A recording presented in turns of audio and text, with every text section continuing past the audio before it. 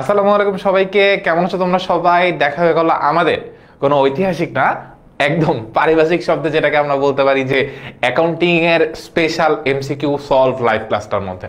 আজকের ক্লাসে আমরা কি করব? আজকের ক্লাসে আমরা বেছে বেছে অ্যাকাউন্টিং এর ফুল সিলেবাস, ফুল সিলেবাস থেকে আমরা ৮০ থেকে ৮২টার মতো কোয়েশ্চেন সলভ করব। এই প্রত্যেকটা কোয়েশ্চেনই বিভিন্ন বছরে বোর্ডে এসেছিল, সো তোমাদেরও এখান থেকে প্রশ্ন চলে আসবে, এটা বলাই যায়। তো আমরা দেরি করব না, একদম তোমরা যখন আমাদের সাথে জয়েন করে ফেলবা ঠিক তখন থেকে আমরা আমাদের ক্লাসটা স্টার্ট করে ফেলবো। এখন ক্লাসটা স্টার্ট করার আগে তখন থেকে কয়েকটা জিনিস জানতে চাই। সেটার প্রথমটা হচ্ছে যে ভাইয়া আমাকে প্রপারলি দেখতে পাচ্ছ কিনা, পিছনে বোর্ডটা প্রপারলি দেখতে পাচ্ছ কিনা, কোথাও কোনো ধরনের ভয়েসে কোনো ধরনের কোনো কনফিউশন আছে কিনা। দেখতে পাচ্ছি রিয়াদুল চলে আসছে, রিদি চলে আসছে, ইসা চলে আসছে, যারা যারা সালাম দিচ্ছে ওয়ালাইকুম আসসালাম সবাইকে। আমরা একদম কাঙ্ক্ষিত সময়ের একদম ঠিক সময় চলে আসছি, কোনো দেরি করিনি, কোনো আগে আসিনি পরে আসিনি। তো আস্তে আস্তে দেখছি তোমরা জয়েন করতেছো, আর তোমাদের যারা ফ্রেন্ড আছে ওদেরকে ভাইয়া জয়েন করতে নিয়ে আসো, তাহলে আমরা আমাদের ক্লাসটা স্টার্ট করে দিই। আমাদের সময় নষ্ট করার মতো কোনো সময় নেই, বিকজ এই ক্লাসের পরে তোমাদের আরেকটা ক্লাস হবে ঠিকঠাক 10টার সময়। নাহলে সাহেব ভাই আমার মাইক দিবে যে ভাই ক্লাস দেরি করে শেষ হচ্ছে কেন। সো আমরা আমাদের কোনো একটা নাটক বা সিনেমা দেখার জন্য আমরা যখন ইউটিউবে ঢুকি, ফ্রিতে দেখতে দেয়, হঠাৎ করে চলে আসে কিভাবে একটা বিজ্ঞাপন। আচ্ছা, বিজ্ঞাপন থেকে মনে আসলো, বিজ্ঞাপনের সাথে আমাদের কে কে কানেক্টেড আছে? বিজ্ঞাপনের সাথে কিন্তু বিলম্বিত বিজ্ঞাপন আরটা কে কানেক্ট আছে একটু বলো তো ভাইয়া? বিজ্ঞাপনের সাথে অবলোপন আর বিলম্বিত, এই দুইটা ওয়ার্ড কিন্তু কানেক্টেড। সো আমরা কি একটা বিজ্ঞাপন দেখতে পারি? এই যে সুন্দর একটা বিজ্ঞাপন, এই যে আমাদের ভার্সিটি সি ইউনিট অ্যাডমিশন কোর্সের বিজ্ঞাপন, যেটা কালকে অনেকবার দেখছি, আজকে আমি একবার সরে তোমাদেরকে দেখাইলাম। বেশি দেরি করবো না, আবার আমরা ক্লাসের পরে চলে আসি। সো আজকের ক্লাসটা একটা 2 ওয়ে ক্লাস হবে। কালকের ক্লাসে যেমন 1 ওয়ে ক্লাস ছিল, যে আমি তোমাদের কমেন্ট অনেকটা দেখিনি, বিকজ আমাদের পড়া অনেক বেশি ছিল, আর কমেন্ট দেখলে আসলে তোমাদের পড়ার সময়টা নষ্ট হতো, সেই কাজটা আমরা কালকে করিনি। বাট আজকের ক্লাসে আমরা একটু কমেন্ট দেখবো, একবারে সলভ করব। সো আমাদের 2 ওয়ে একটা ক্লাস করব। সো তোমরা যারা যারা ক্লাসে দেখবা প্রত্যেকটা আজকে ভাই খাতা কলম নিয়ে না বসলে কিন্তু ধরে আসলে মাইক দেওয়া উচিত তোমাদেরকে, বিকজ পরীক্ষা 2 দিন পরে যদি এখন অঙ্কগুলো দেখার সাথে অ্যান্সার করতে না পারো তাহলে কিন্তু ভাইয়া হবে না, ব্যাপারটা একদম জমবে না। সো আমরা পুরো ব্যাপারটাকে জমাইতে চাই, প্রত্যেকটা কোয়েশ্চেন দেখবো, উইদিন ফিউ সেকেন্ডস আমরা অ্যান্সার দিব। যেখানে ম্যাথ সেখানে একটু বেশি সময় দিব, যেখানে থিওরি সেখানে কোনো সময়ই দিব না। তো তোমাদের কাজ হলো কোয়েশ্চেন দেখবো, আমার বলা শেষ হবে তোমাদের অ্যান্সার বলার জন্য শেষ হয়ে যায়। ওকে, সো তোমার ফ্রেন্ডদেরকে ডেকে নিয়ে আসো। আর একটা কাজ তোমরা করতেই পারো, সেটা হচ্ছে ক্লাসটা তোমাদের টাইমলাইনে শেয়ার করে রাখতে পারো, তাহলে বিকজ গ্রুপে অনেকগুলো লাইভ হচ্ছে, যাদের তোমাদের খুঁজে পেতে ইজি হয়। টাইমলাইনে শেয়ার করতে বিরক্ত লাগলে তোমরা তোমাদের প্রিয় বন্ধুর ইনবক্সে শেয়ার করে রাখো, যে তোমার সামনে অথবা পিছনে অথবা ডান বামে বসে পরীক্ষা দিবে, ঠিক আছে? ওকে, আমরা আমাদের গল্প পড়া স্টার্ট করি। তো হাসান ট্রেডার্স 2022 সালের 1 জুন তারিখে 8,000 টাকার পণ্য 10% বাট্টায় বাকিতে ক্রয় করে, ঠিক আছে? তারপর 8 জন উক্ত প্রদেয় হিসেবে অর্ধেক 2% বাট্টায় পরিশোধ করে। কোন বোর্ডের কোয়েশ্চেন যদি কঠিন করতে চায় ভাই এই কোয়েশ্চেনটা মাস্ট দিয়ে দিবে, ঠিক আছে? সো শুরুতে একটা কঠিন কোয়েশ্চেন স্টার্ট করলাম, যাতে আমাদের ওয়ার্ম আপ সেশনটা খুব ভালো মতো হয়। সো হাসান ট্রেডার্সের হিসাবভুক্ত নগদ বাট্টার পরিমাণ নির্ণয় করো, ঠিক আছে? ওকে, প্রথম কথা, কত টাকার পণ্য বাকিতে ক্রয় করছে? এই যে 8,000 টাকার পণ্য বাকিতে ক্রয় করছে, কত পার্সেন্ট বাট্টা পাইছে ভাই? 10% বাট্টা পাইছে। সো 8,000 টাকা থেকে 10% বাদ দিলে কত হয়? সো আমরা শিখাইছিলাম কি, কোনো কিছু 10% মানে কি ভাইয়া? একটা শূন্য কম। সো 8,000 টাকা 10% কত টাকা হবে ভাইয়া? 8,000 টাকা, সরি 8,000 টাকা 10% হবে ভাইয়া 800 টাকা। এটাই কি, তাই না? 8,000 টাকা 10%, 8,000 টাকার পণ্য 10% বাট্টায় বাকিতে ক্রয় করছে। 8,000 টাকা 10% কত টাকা ভাইয়া? 800 টাকা। তাহলে এই 8,000 টাকা থেকে 800 টাকা বাদ দিতে হবে। বাদ দিলে ভাই কত টাকা থাকে? 7,200 টাকা থাকে। সো 7,200 টাকা হচ্ছে আমাদের টোটাল প্রদেয় হিসাবের মতো আছে। এখন এই 8 জুন তারিখে উক্ত প্রদেয় হিসাব অর্ধেক 2% বাট্টায় পরিশোধ করে। সো 8,000, এই 7,200 এটার অর্ধেক কত হবে? আর তাহলে অ্যান্সারটা কত হবে বলো? সো অনেকেই বলতেছে হচ্ছে 72 টাকা হবে। আচ্ছা দেখি কার কার অ্যান্সার সঠিক হয়।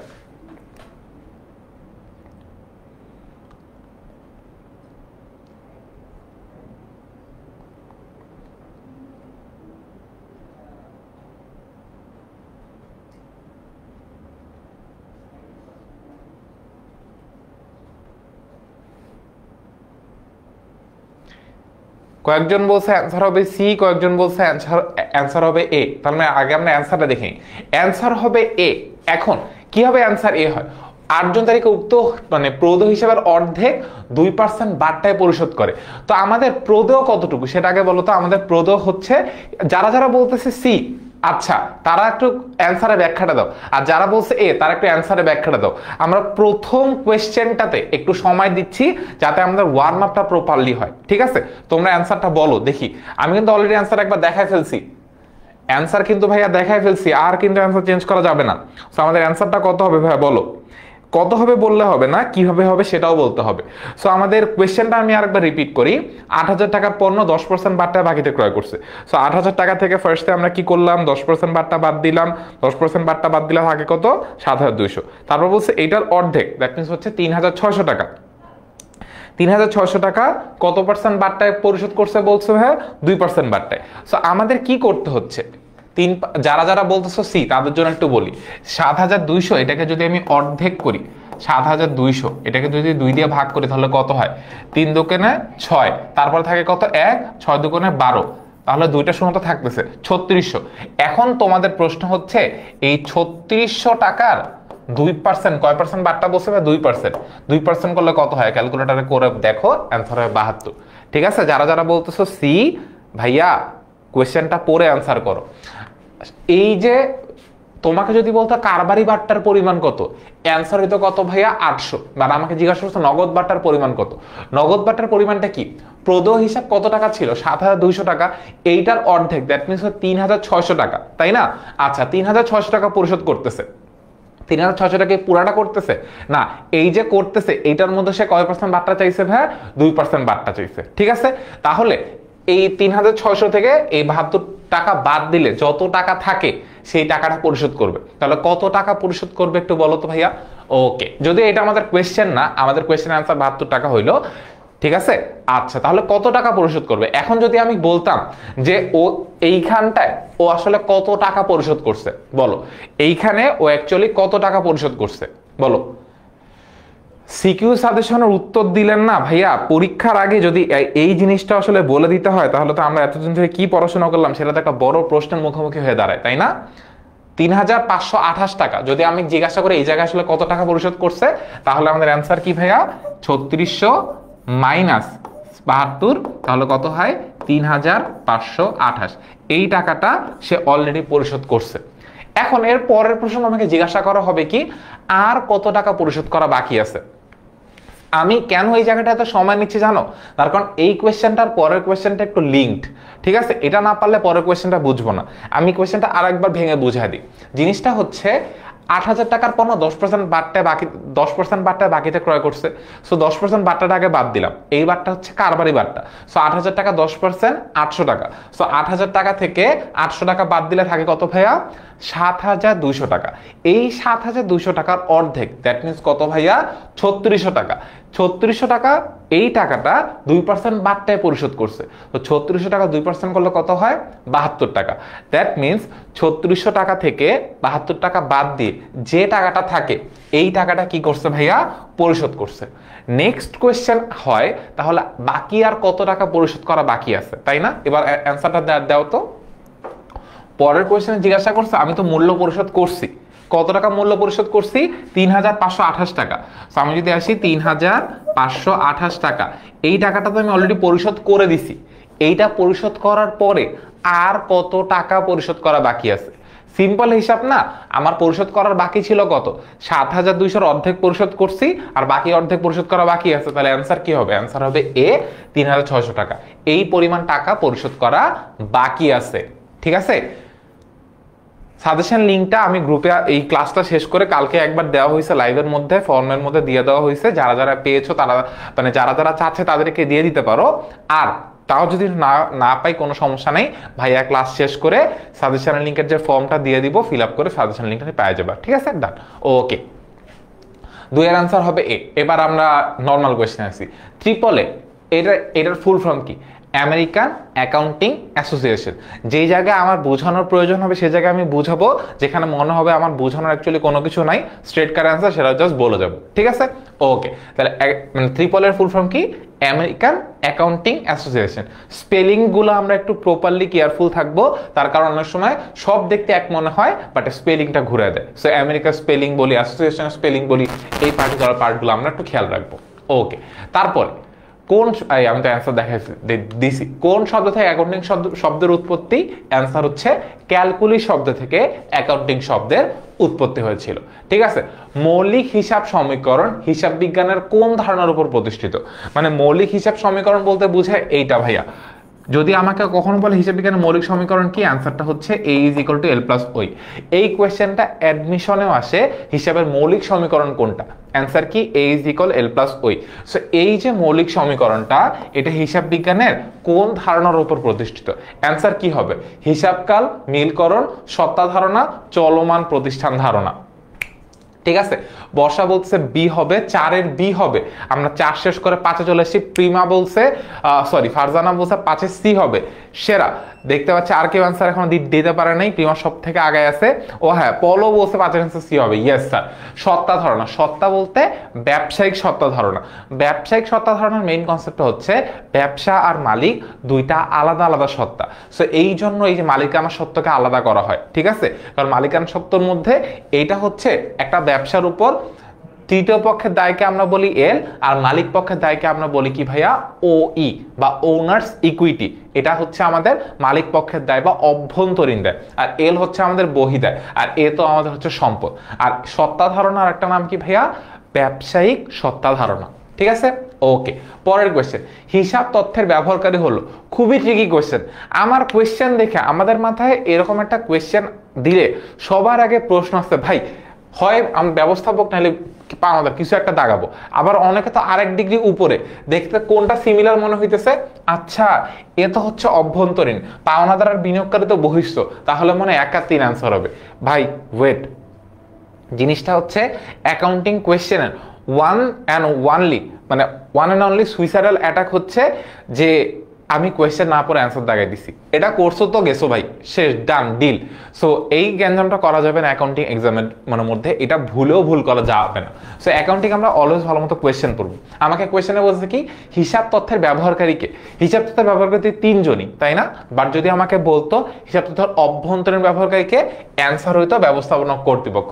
যদি আমাকে জিজ্ঞাসা করতো বহিষ্ঠ ব্যবহারকারীকে, অ্যান্সার হইতো পাওনাদার আর বিনিয়োগকারী। বাট এখানে যে জাস্ট জিজ্ঞাসা করছে ব্যবহারকারীকে, 3 জনই হচ্ছে হিসাব তথ্যের ব্যবহারকারী। সো আমরা কোয়েশ্চেন পড়ে ওই ওয়াইজ অ্যান্সার করব, উল্টা পাল্টা দাগাবো না। ঠিক আছে, ওকে। কে কে সঠিক অ্যান্সার দিচ্ছে? নাজমুল ঠিক বলছে, মেহজাবিন ঠিক বলছে, আরে সেরা। তারপর ব্যবসায়ের জন্য ধারে কম্পিউটার ক্রয় 50,000 টাকা, হিসাব সমীকরণে কোন উপাদানের উপর প্রভাব পড়বে? প্রথম কথা জাবেদা করে নি, ধারে কি মানে আমি ধারে কি ক্রয় করছি? আমি ধারে কম্পিউটার ক্রয় করছি। ধারে কম্পিউটার ক্রয় বলতে কি বুঝাবে? অফিস সরঞ্জাম। তাহলে অফিস সরঞ্জাম হিসাব ডেবিট, অফিস সরঞ্জাম ডেবিট। আর ধারে যেহেতু ক্রয় করছে তাহলে প্রদেয় হিসাব ক্রেডিট, তাহলে প্রদেয় হিসাব ক্রেডিট। সো অফিস সরঞ্জাম এটা আমার জন্য কি ভাইয়া? এটা আমার জন্য একটা সম্পদ, আর প্রদেয় হিসাব আমার জন্য কি ভাইয়া? একটা দায়, তাই না? তাহলে কোন কোন উপাদানের প্রভাব পড়বে? সম্পদ আর দায়। ডি হবে। মাহিয়া ঠিক বলছে, রাহিম ঠিক বলছে, তারপর উর্মি ঠিক বলছে, সেরা।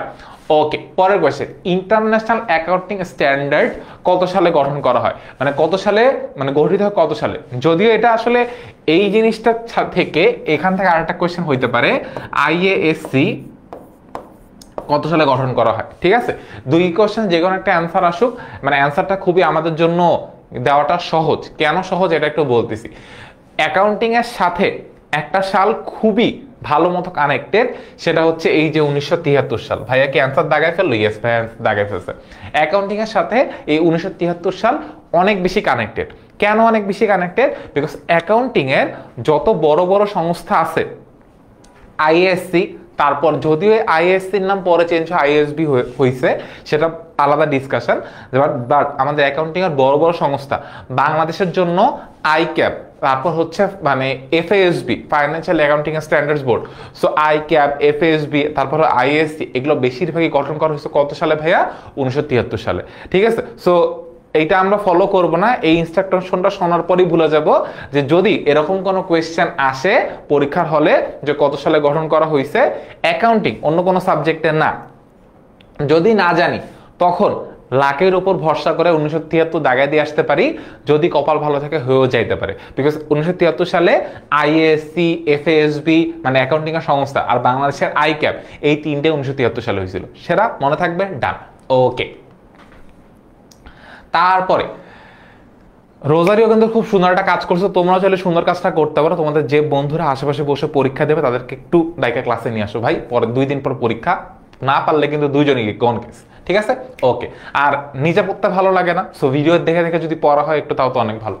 কোনটি অনগদ লেনদেন? কালকেও পড়াইছি, আজকেও পড়াই দিছি। জিনিসটা হচ্ছে অনগদ লেনদেন বলতে কি বোঝায়, মানে যেই লেনদেনটার সাথে নগদের অ্যাকচুয়ালি কোনো সম্পর্ক নাই, বা যেই লেনদেনের জন্য কোনো নগদ টাকা যায় না বা কোনো নগদ টাকা আসে না।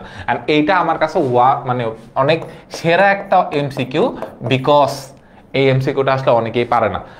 এখানে দেখে কি মনে হচ্ছে, কোনটি অনগদ? প্রাপ্ত কমিশন, টাকা পাইছি ভাই, এটা তো নগদ লেনদেন। প্রাপ্ত ভাড়া, টাকা পাইছি ভাই, নগদ লেনদেন। প্রদত্ত সুদ, টাকা দেওয়া লাগছে ভাই, এটা একটা নগদ লেনদেন। নগদ বাট্টা একটা অনগদ লেনদেন। মানে কতটা ইন্টারেস্টিং একটা ব্যাপার হইতে পারে যে সামনে নগদ লেখা আছে, এটা বলে একটা অনগদ লেনদেন। মানে অ্যাকাউন্টিং একটা জোক যেটা আমাদের সাথে করা হয়, তাই না? বিকজ নগদ বাট্টার ক্ষেত্রে কোনো টাকা আসলে আলটিমেটলি পাওয়া যায় না, বা কোনো টাকা আলটিমেটলি দেওয়া হয় না, বেসিক্যালি এত একটা ছাড়। সো নগদ বাট্টা একটা কি জাতীয় লেনদেন? নগদ বাট্টা একটা অনগদ লেনদেন, মনে থাকবে। ওকে, কে কে সঠিক আনসার দিল? শাহিন ঠিক বলছে, মনি ঠিক বলছে, হৈমন্তী ঠিক বলছে, ফারজানা ঠিক বলছে, সেরা। ওকে, পরের কোয়েশ্চেন, পুঞ্জীভূত অবচয় কোন ধরনের হিসাব?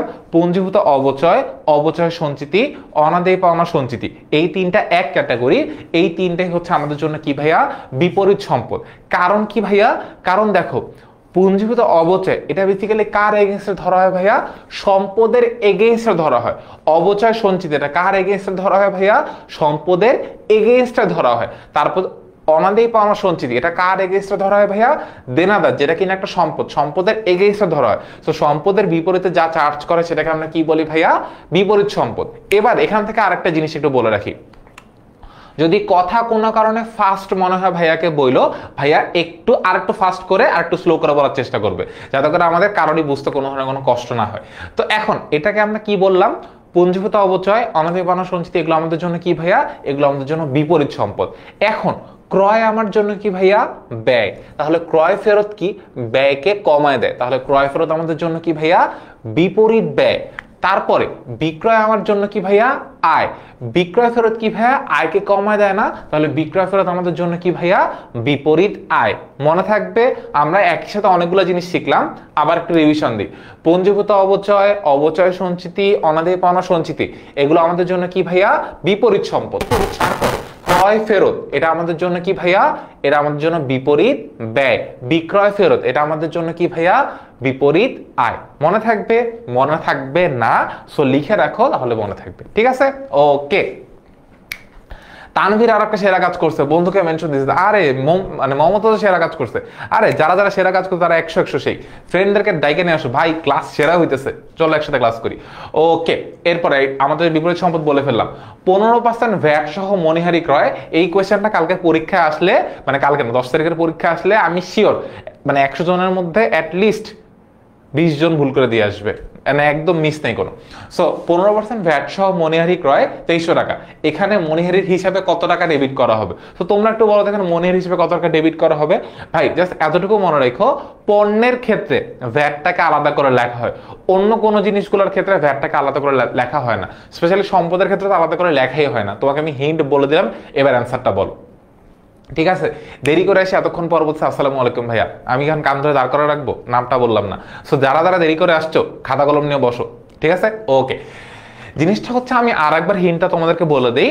পণ্য ক্রয়ের ক্ষেত্রে এরকম ভ্যাট বলা থাকলে সেটাকে আলাদা করে চার্জ করে বা দেখাইতে হয়, বাট সম্পদ ক্রয়ের ক্ষেত্রে বা এরকম মণিহারি ক্রয়ের ক্ষেত্রে এই ভ্যাটটাকে আলাদা করে দেখাইতে হয় না, জাস্ট এই দামের সাথে একসাথে দেখাই দিলেই হয়ে যায়। সো 15% ভ্যাট সহ মণিহারি ক্রয় কত টাকা? 2300 টাকা। এখানে মণিহারি হিসেবে কত টাকা ডেবিট করতে হবে? 2300 টাকাই ডেবিট করতে হবে, ঠিক আছে? ওকে, ডান। এরপরে আধুনিক হিসাব বিজ্ঞানের উৎপত্তি কোন দেশে? সবাই জানি, আমাদের একজন ছিল, সে ছিল আমাদের মাঝে, সরি গান গাবো না ক্লাসে, সে ছিল আমাদের মাঝে। কে ছিল স্যার? Luka Pacioli. সে কত সালে ছিল? 1494 সালে। আমরা আসি এখন কত সালে ভাইয়া? 2025 সালে। ও অনেক পিছনে, ওল্ড ইজ গোল্ড।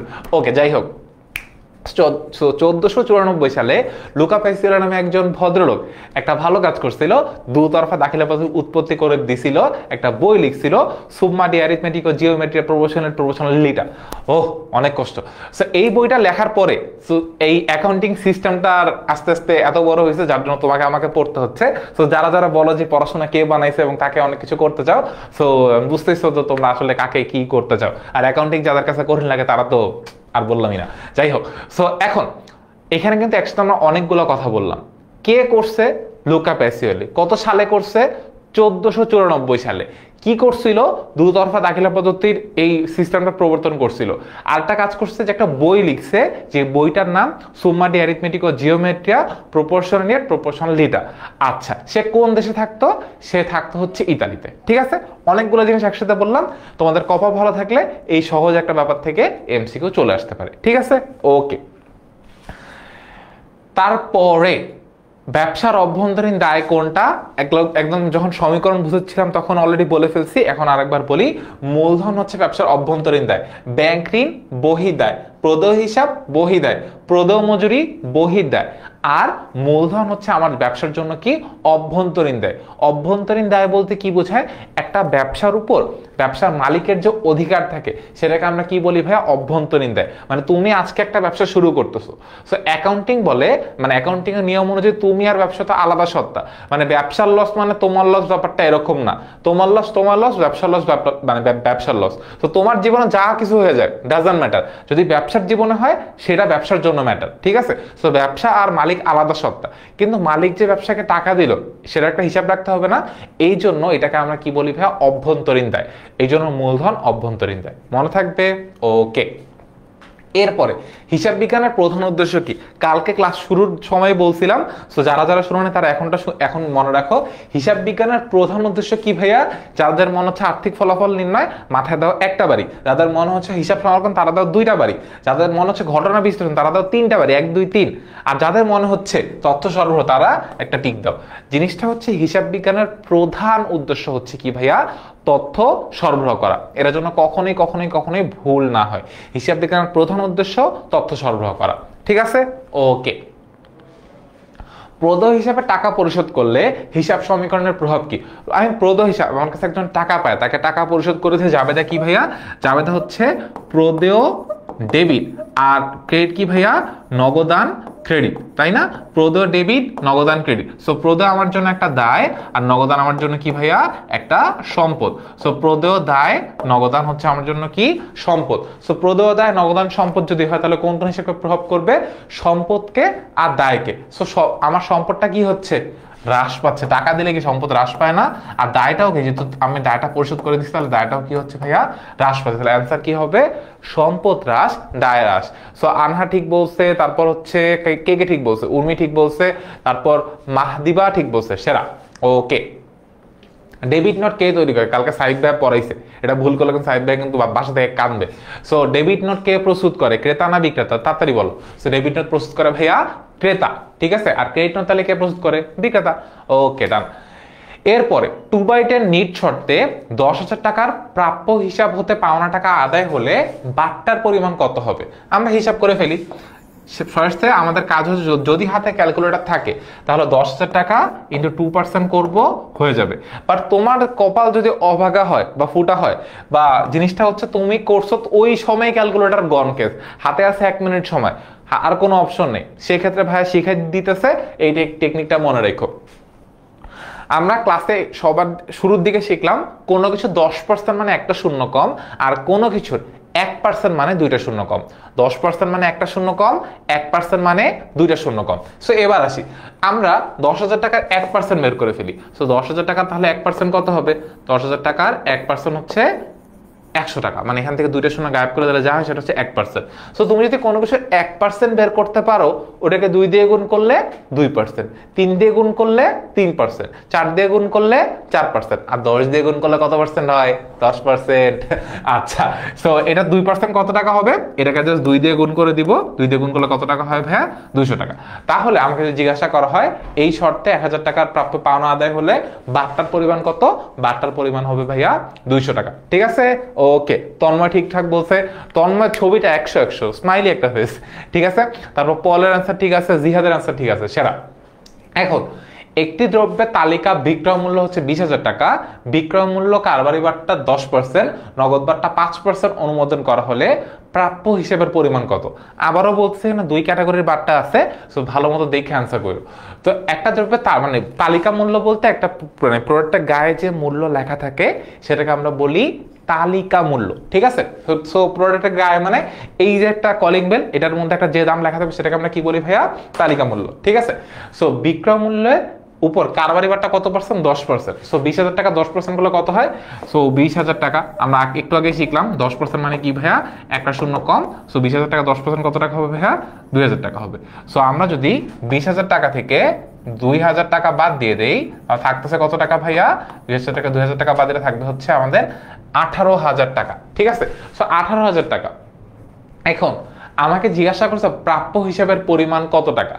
জিনিসটা হচ্ছে এই কোয়েশ্চেনটা পরীক্ষায় আসলে যারা যারা কোয়েশ্চেনটা ঠিক মতো না পড়ে অ্যান্সার করতে যাবে তাদের মধ্যে 99% স্টুডেন্ট অ্যান্সারটা ভুল দিয়ে আসতে পারে, অনলি 1% স্টুডেন্ট অ্যান্সার ঠিক দিয়ে আসবে। এবার একটু দেখি তোমাদের কার কি অবস্থা।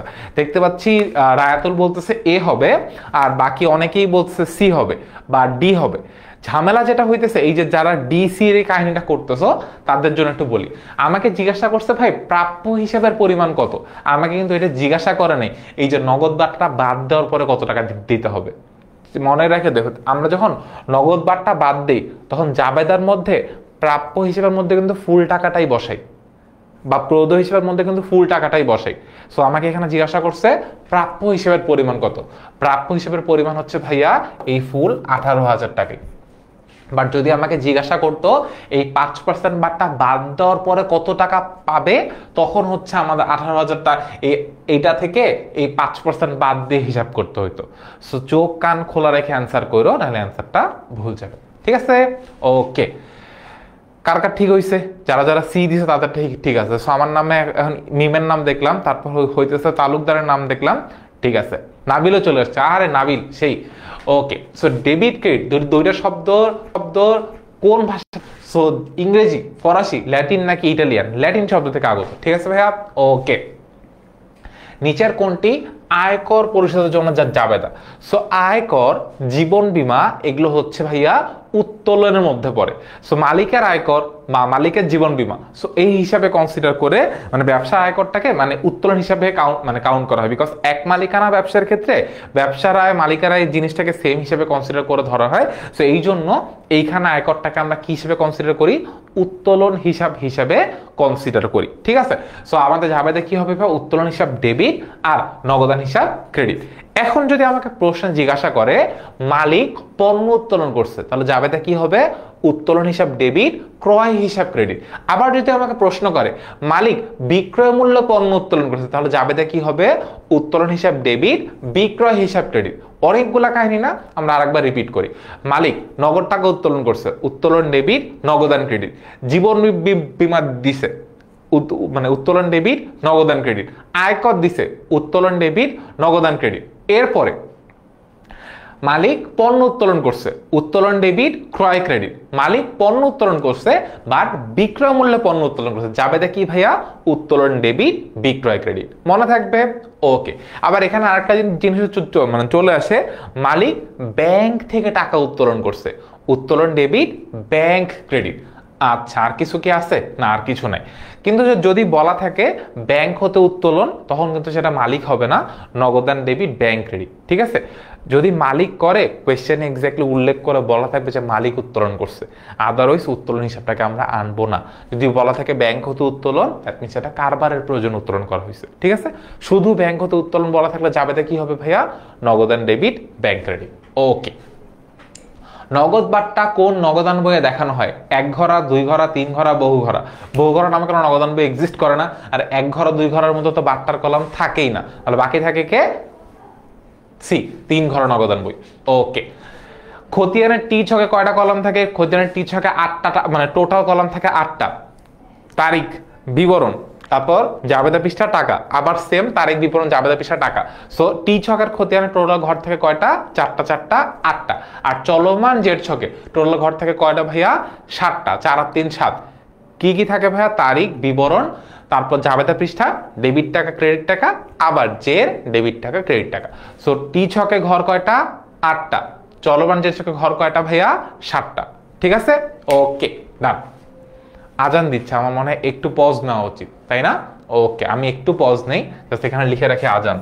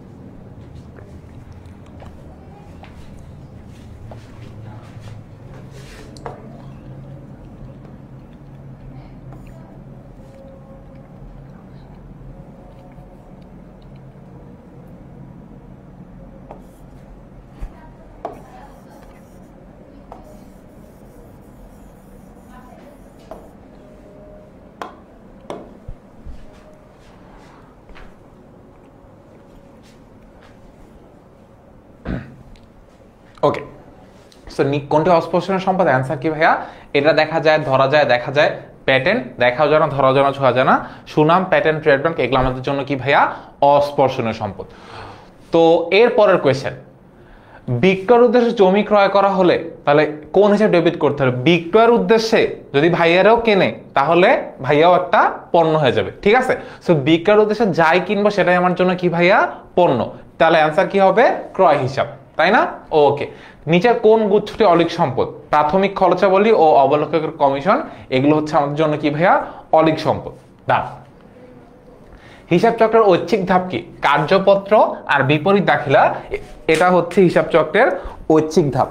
কলম শুনে কলম ওর ইচ্ছা পালন করতে লাভ দিল হাত থেকে, না ভাইয়া আর পড়াশোনা করতে ভালো লাগে না। সো তোমাদের এরকম যদি মনে হয় ভাই লাভ নাই, পরীক্ষা সামনে, আগে পড়ো, ইচ্ছা করলেও লাভ দিতে পারবা না। আচ্ছা, হিসাব চক্রের ঐচ্ছিক ধাপ কি ভাই? হিসাব চক্রের ঐচ্ছিক ধাপ হচ্ছে কার্যপত্র, আর একটা কি ভাইয়া? বিপরীত দাখিলা। সমন্বয় দাখিলা ঐচ্ছিক ধাপ না, এমনও করতে হবে অমনও করতে হবে, মানে আর্থিক বিবরণী তো এটা ছাড়া কোনো উপায় নেই, তাই না? আচ্ছা, অ্যান্সার কি হবে? 2 আর 3। এরপরে আমাদের খুব সুন্দর একটা কোয়েশ্চেন। 22 সালে মিস্টার রাকিব ব্যবসা লেনদেন করার নিম্নরূপ: আলিফের নিকট পণ্য বিক্রয় করছে 80,000 টাকা, শর্ত কি 2/10 নিট 30। আলিফের নিকট পণ্য ফেরত আসে 10,000 টাকা। সো আমাদের 80,000 টাকার পণ্য বিক্রি করছি, এর মধ্যে আবার 10,000 টাকার পণ্য ফেরত আসছে, সেই তাহলে আমাদের টোটাল টাকা বাঁচে কত ভাইয়া? 70,000 টাকা। এই 70,000 টাকা 10 দিনের মধ্যে পরিশোধ করলে আলিফ কত টাকা পাবে? সো এবার আমরা শর্তটাকে একটু ডিভাইড করি। 2/10 নিট 30 মানে হচ্ছে 10 দিনের মধ্যে টাকা ফেরত দিলে 2% বার্তা পাবে। তো 70,000 টাকা 2% গুলো কত হয়? সো আমরা 70,000 টাকা যদি 2% করি, 70,000 টাকার 1% কত ভাইয়া? 700। তাহলে 2% কত হবে ভাইয়া? 1400 টাকা। তাহলে কত টাকা বার্তা পাবে? বার্তা পাবে হচ্ছে 1400 টাকা। বি। আচ্ছা, তারপরে আমাদের এখন প্রশ্ন করা হয়েছে যে 10 দিন পরে, 10 দিন পর টাকা পরিশোধ করলে তো কোনো বার্তাই পাবে না, তাহলে কত টাকা পরিশোধ করতে হবে? ইন দ্যাট কেস টোটাল 70,000 টাকাই পরিশোধ করতে হবে। তাহলে অ্যান্সার কি হবে তখন? বি হবে। তার যদি 10 দিন আগে পরিশোধ করে দেয় বা 10 নাম্বার দিনেও পরিশোধ করে, তাহলে কি 1400 টাকা, মানে ওই 2% বার্তাটা সে পাইতো। ঠিক আছে, ওকে। সাধারণ সঞ্চিতি কোন ধরনের হিসাব? সাধারণ সঞ্চিতিকে আমরা কোন জায়গায় নিয়ে আসি বলো তো ভাইয়া? মালিকানা সত্ত্ব বিবরণীর মধ্যে নিয়ে আসি। তাহলে কোথায় আসবে ভাইয়া? মালিকানা সত্ত্ব। ডান। এরপর আবার একটা বিজ্ঞাপন, বিজ্ঞাপনের মধ্যে কি বলা হবে? আমাদের একটা কোর্স আছে, সেই কোর্সটার নাম কি ভাইয়া? C unit course. এই যে যারা 300 জন 350 জন ক্লাস করতেছো, তো এই যে তোমরা ব্যবসা শিক্ষা বিভাগে পড়ো, না হলে কারো এত ইচ্ছা নাই যে ভাই অনলাইনে বসে আমরা একটা এতক্ষণ লম্বা একটা ক্লাস করবো, তার মানে পড়তেছো। যারা পড়তেছো তার মানে তোমাদের কয়েকদিন পর এইচএসসি পরীক্ষা, আর তারপরে জীবন যুদ্ধ শুরু হবে, মানে হচ্ছে অ্যাডমিশনের দৌড়। সো অ্যাডমিশনের দৌড়ে ভাই একটা সিম্পল কথা বলি, তুমি যদি মনে করো তুমি নিজে পড়ে শেষ করতে পারবা, তোমার মনে যদি সেই কনফিডেন্স থাকে, you can go for it. But যেটা হয় অনেক বেশি পড়া থেকে একটু অর্গানাইজড করে পড়লে তোমার জার্নিটা ইজি হয়। এখন অনেকের আসতে হচ্ছে যারা ঢাকার বাইরে থাকো, মানে ঢাকার মধ্যে তো যারা থাকে তারা তো অনেকগুলো কোচিংয়ের ফ্যাসিলিটিস পায় অফলাইনে যারা পড়ে, এবং প্রত্যেকটা কোচিংয়ের ফি, মানে আমার জানা মতো আমি যতটুকু জানি কোনো কোচিংয়ের ফি 10 থেকে 12,000 টাকার কম না। সো ইন দ্যাট কেস আমাদের তো মানে আমাদের সাজানো এবং আমাদের বানানো এই সি ইউনিট অনলাইন কোর্সে তোমাদের জন্য একটা লাইফ সেভার হইতে পারে। বিকজ এখানে আসলে কে পড়াবে বা কারা পড়াবে, যারাই পড়াবে তারা এই অ্যাডমিশনের পুরা জিনিসটা বিগত 4-5 বছর ধরে পড়াইতেছে, দ্যাট মিনস তারা এক্সপিরিয়েন্সড।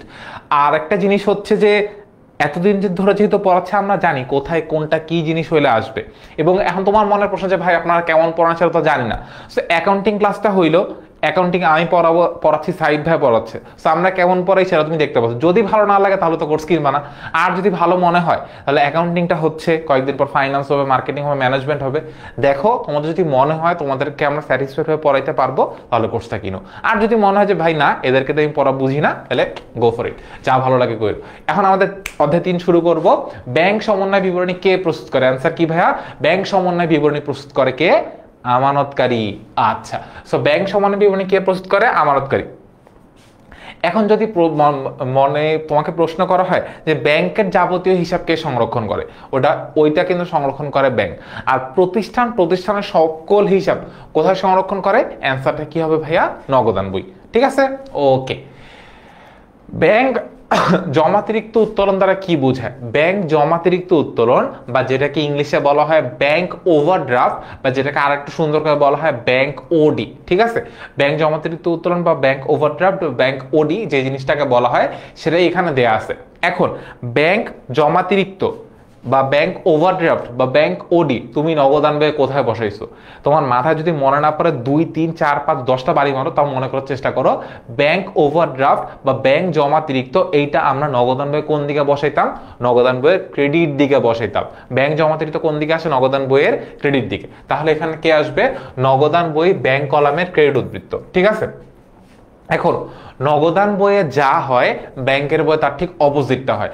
সো নগদান বইয়ে যদি ক্রেডিট হয় তাহলে দ্বিতীয়টা হওয়ার আর কোনো সুযোগই নেই, তাহলে এটা অটোমেটিক বাদ। এখন আমার অপশনে তো আর কোনো কিছু দাগানোর সিস্টেম নাই, তাহলে 1 আর 3 এই দুইটাই কারেক্ট। আর একটা সহজ জিনিস, নগদান বই যদি কোনো জিনিস ক্রেডিট হয় তাহলে ব্যাংকের বইয়ে সেটা কি হবে ভাই? ডেবিট হবে। আর নগদান বই যদি কোনো জিনিস ডেবিট হয় ব্যাংকের বইয়ে সেটা কি হবে ভাই? ক্রেডিট হবে। বিকজ নগদান বইয়ে যা হয় ব্যাংকের বইয়ে তার ঠিক অপোজিট জিনিসটা হয়।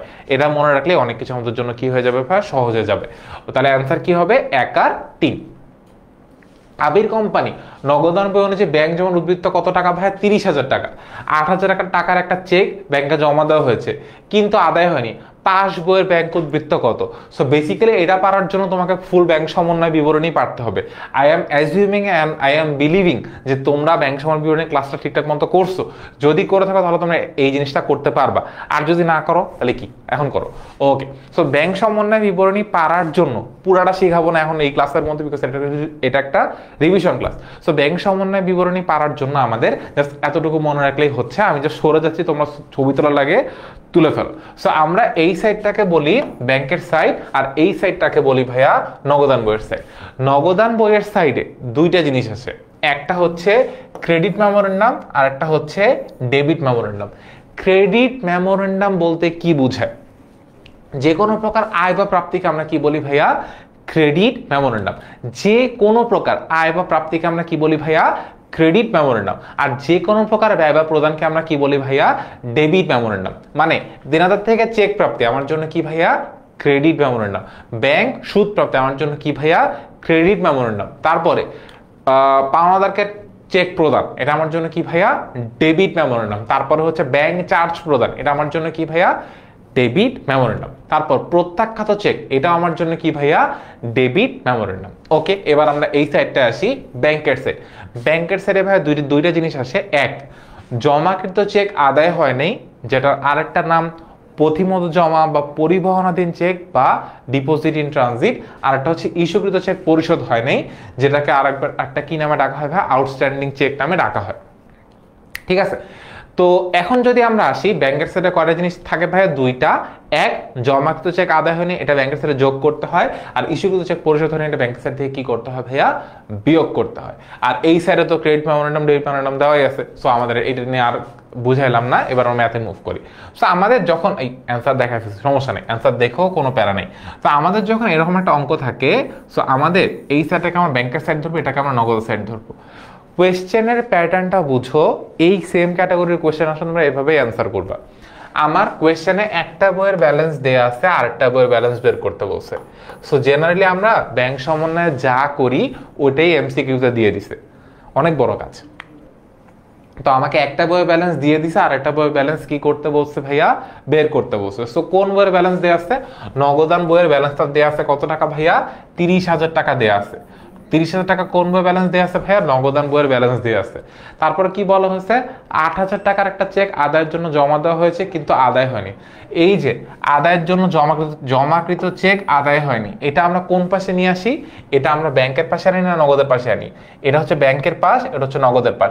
সো জমাকৃত চেক আদায় হয়নি কার পাশে আসে ভাইয়া, ব্যাংকের সাইডে হয়। কি করতে হয় ভাইয়া, যোগ করতে হয়। সো এই যে 8,000 টাকা আসেনি, এটা আমরা কোন সাইডে নিয়ে আসবো, ব্যাংকের সাইডে নিয়ে আসবো। এখন বোর্ডের দিকে তাকায় একটু দেখো, এই দুইজন বান্দা ছাড়া, মানে এই দুইটা হিসাব ছাড়া আর কোনো কিছু কি এই জায়গায় এক্সিস্ট করতেছে না। তো যারা যারা কালকে ফাইনাল রিভিশন ক্লাসটা করছো, না করলে ভাই কষ্ট করে দেখে এসো, তাহলে এই ব্যাপারটা নিয়ে আর খুব বেশি একটা কনফিউশন কাজ করবে না। আর যারা করছো তারা তো জানো। তো জিনিসটা হচ্ছে, যখন আমাকে একটা বইয়ের ব্যালেন্স দেয়া থাকবে, আর একটা বইয়ের ব্যালেন্স বের করতে বলবে, ইন দ্যাট কেস আমাদের যেই বইয়ের ব্যালেন্স দেয়া আছে আমরা সবগুলো জিনিসকে ওই সাইডে নিয়ে যাব। আমার এই কোয়েশ্চেনে কোন বইয়ের ব্যালেন্স দেয়া আছে, নগদান বইয়ের ব্যালেন্স দেয়া আছে। সো আমরা এই জেডটাকে কোন সাইডে নিয়ে যাব, নগদান বইয়ের সাইডে নিয়ে যাব। সো এইটা ব্যাংকের সাইডে কি করতে হয়, যোগ করতে হয়। জমাকৃত চেক আদায় হয়নি, ব্যাংকের সাইডে কি করতে হয় ভাইয়া, যোগ করতে হয়। যখনই আমরা এটাকে এই সাইডে নিয়ে যাব, ছোটবেলায় শিখছিলাম সাইড চেঞ্জ করলে সাইন চেঞ্জ করতে হয়। সো 8,000 টাকা এই পাশে গেলে কি হয়ে যাবে ভাইয়া, -8,000 হয়ে যাবে। সো 30,000 থেকে 8,000 টাকা বাদ দিলে আলটিমেট থাকে কত ভাইয়া, 22,000 টাকা। সো এই জন্য আমাদের নগদান বইয়ের জের হচ্ছে 30,000 টাকা, ব্যাংকের বইয়ের জের কত হবে ভাইয়া, 22,000 টাকা। ঠিক আছে, ওকে। এই ক্যাটাগরির আরেকটা অঙ্ক আমরা শেষে যে আরেকবার করব। সো এখন না বুঝলে ওটা আরেকটু বড়, সো ওইটা বুঝতে আরেকবার একটু সুবিধা হবে। ওকে, নগদান বইয়ের ব্যাংক কলামে ডেবিট জের কি নির্দেশ করে? নগদান বইয়ের ব্যাংক কলামে ডেবিট জের ব্যাংক জমা নির্দেশ করে। বিকজ আমরা একটু আগেই বললাম নগদান বইয়ের ব্যাংক কলামে ক্রেডিট জের বলতে কি বোঝায়, ব্যাংক জমাতিরিক্ত। তাহলে ডেবিট জের বলতে কি বোঝাবে, ব্যাংক জমা। তারপর কোনটির জন্য ব্যাংক ডেবিট মেমোরেন্ডাম ইস্যু করে থাকে? ব্যাংক ডেবিট মেমোরেন্ডাম কোনটার জন্য ইস্যু করে? সকল প্রকার ব্যয় বা প্রদানের জন্য। সেখানে ব্যয় বা প্রদান কি আছে, প্রাপ্য নোট আদায়, এটা তো আয়, জমাদান এটাও একটা আয়, ব্যাংক উদ্ভিদের সুদ এটাও একটা আয়। কি বলছিলাম, প্রত্যাখ্যান আমার জন্য কি ভাইয়া, একটা ডেবিট মেমোরেন্ডাম। যে কোনো প্রকার ব্যয় বা প্রদান বা প্রত্যাখ্যান আমার জন্য কি ভাইয়া, ডেবিট মেমোরেন্ডাম। ঠিক আছে, ওকে। এখন ওই যে বড় অঙ্কটার কথা বললাম, এই হচ্ছে সেই বড় অঙ্ক। সো আমাদের ফ্রেমওয়ার্কটা ভাই কি শিখাইছিলাম, এটা হচ্ছে নগদান বই, সরি এটা হচ্ছে ব্যাংকের সাইড, এটা হচ্ছে আমাদের জন্য কি, নগদান বইয়ের সাইড। আমরা দেখবো আমাদের কোন বইয়ের ব্যালেন্স দেওয়া আছে। আমাদের এখানে নগদান বইয়ের ব্যালেন্স দেওয়া আছে কত টাকা ভাইয়া, 3,000 টাকা ব্যালেন্স দেওয়া আছে। চেক, ইস্যুকৃত চেক ব্যাংকে উপস্থাপিত হয়নি। ইস্যুকৃত চেক ব্যাংকে উপস্থাপিত হয়নি, এটা আমার কি করতে হয়, কোন সাইডে আসে, ব্যাংকের সাইডে আসে। কি করতে হয়, বিয়োগ করতে হয়। ভাইয়া দেখো তো, যোগ করতে হয় কাকে, জমাকৃত চেক আদায় হয়নি। বিয়োগ করতে হয় কাকে, ইস্যুকৃত চেক পরিশোধিত হয়নি বা উপস্থাপিত হয়নি। সো আমাদের ইস্যুকৃত চেক পরিশোধিত হয়নি বা উপস্থাপিত হয়নি কত টাকা ভাইয়া, 1,000 টাকা। এটাকে আমরা কি করব ভাইয়া, ব্যাংকের সাইডে বিয়োগ করে দিব। তারপরে সরি আমি কি ভুল দেখলাম, ইস্যুকৃত চেক উপস্থাপিত হয়নি 1,000 টাকা, ঠিক আছে। ব্যাংক কর্তৃক আদায়কৃত বিল, ব্যাংক কর্তৃক আদায়কৃত বিল, তাই না, এরা আমার জন্য প্রাপ্তি না। ব্যাংক আমার হয়ে একটা বিল আদায় করছে, মানে আমার ব্যাংক অ্যাকাউন্টে টাকা আসছে। তো যে কোনো প্রকার আয় বা প্রাপ্তি আমার জন্য কি ভাইয়া, ক্রেডিট মেমোরেন্ডাম। এটাকে আমরা কোন পাশে নিয়ে আসি, নগদের সাইডে যোগ করে দিই। কত টাকা যোগ করবো, 500 টাকা যোগ করলাম। জমাকৃত কিন্তু অমর্যাদাকৃত চেক, জমাকৃত চেক কিন্তু জিনিসটা হচ্ছে আদায় হয়নি, জমাকৃত কিন্তু অমর্যাদাকৃত চেক, তাই না? চেক জমা করতে পারে, চেকটা এখন পর্যন্ত আদায় হয়নি। তাহলে এই জিনিসটা কি করতে হবে আমাদের জন্য, এই জায়গাটায় নিয়ে আসতে হবে। কি করব আমরা, এটাকে এই সাইডে যোগ করে দিব, তাই না? আচ্ছা, জমাকৃত কিন্তু অমর্যাদাকৃত চেক, এটাকে আমরা কোন সাইডে নিয়ে আসলাম, এটাকে আমরা নিয়ে আসলাম ব্যাংকের সাইডে, 2000 টাকা যোগ করে দিলাম।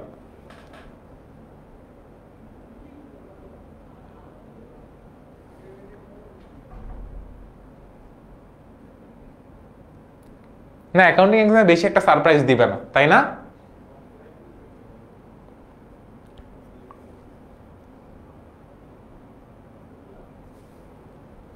ওকে, দেখি কে কি অ্যান্সার দেয়।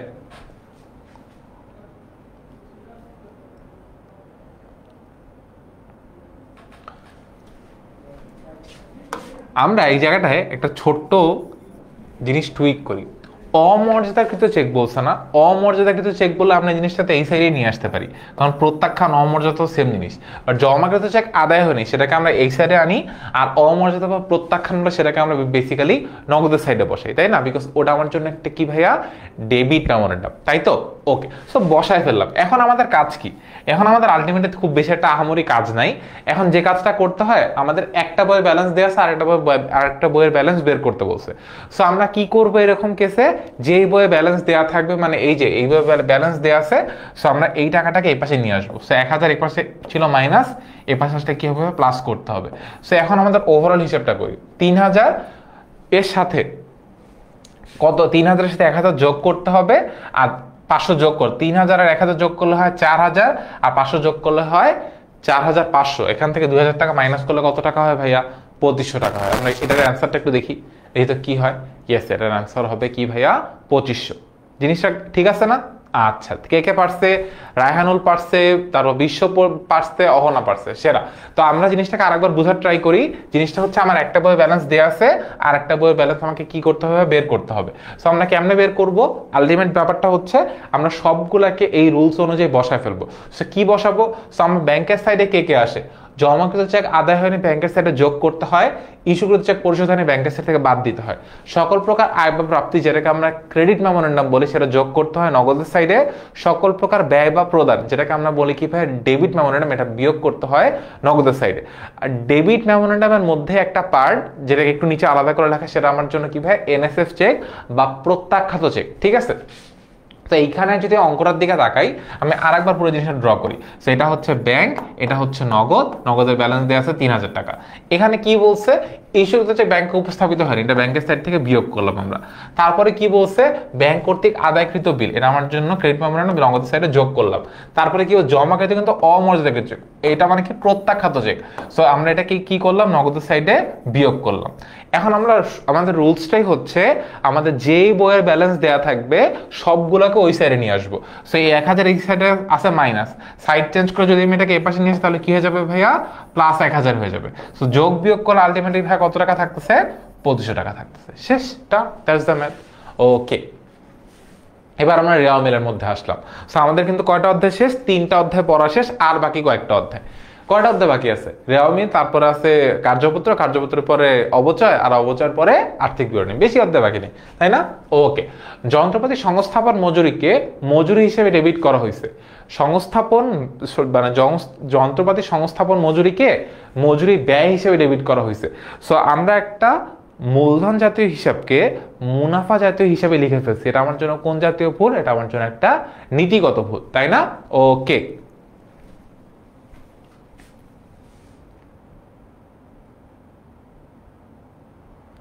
আচ্ছা, আফসানা মিম বলছে 2000 টাকা কি ব্যাংকে যোগ হবে? না না না, এই 2000 টাকা আমরা নগদ সাইড থেকে ভাইয়া বিয়োগ করে দিলাম। তার কারণ জিনিসটা হচ্ছে অমর্যাদাকৃত চেক। যদি আমাকে কোয়েশ্চেনে বলতো জমাকৃত কিন্তু আদায় হয়নি, দেখো আমার ল্যাঙ্গুয়েজটা কি, জিনিসটা হচ্ছে জমাকৃত কিন্তু আদায় হয়নি, যদি আমাকে এইটা বলতো তাহলে আমি জিনিসটাকে এই সাইডে নিয়ে আসতাম। বাট যখন আমাকে প্রত্যাখ্যাত বলেই দিছে, আলটিমেট অমর্যাদা বা প্রত্যাখ্যাত, এই জন্য আমরা এই জিনিসটাকে এই সাইডে নিয়ে আসলাম, ঠিক আছে?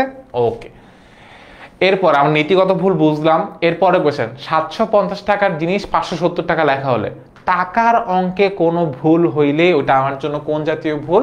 ওটা আমার জন্য লিখার ভুল। টাকার অঙ্কে ভুল হইলে লিখার ভুল।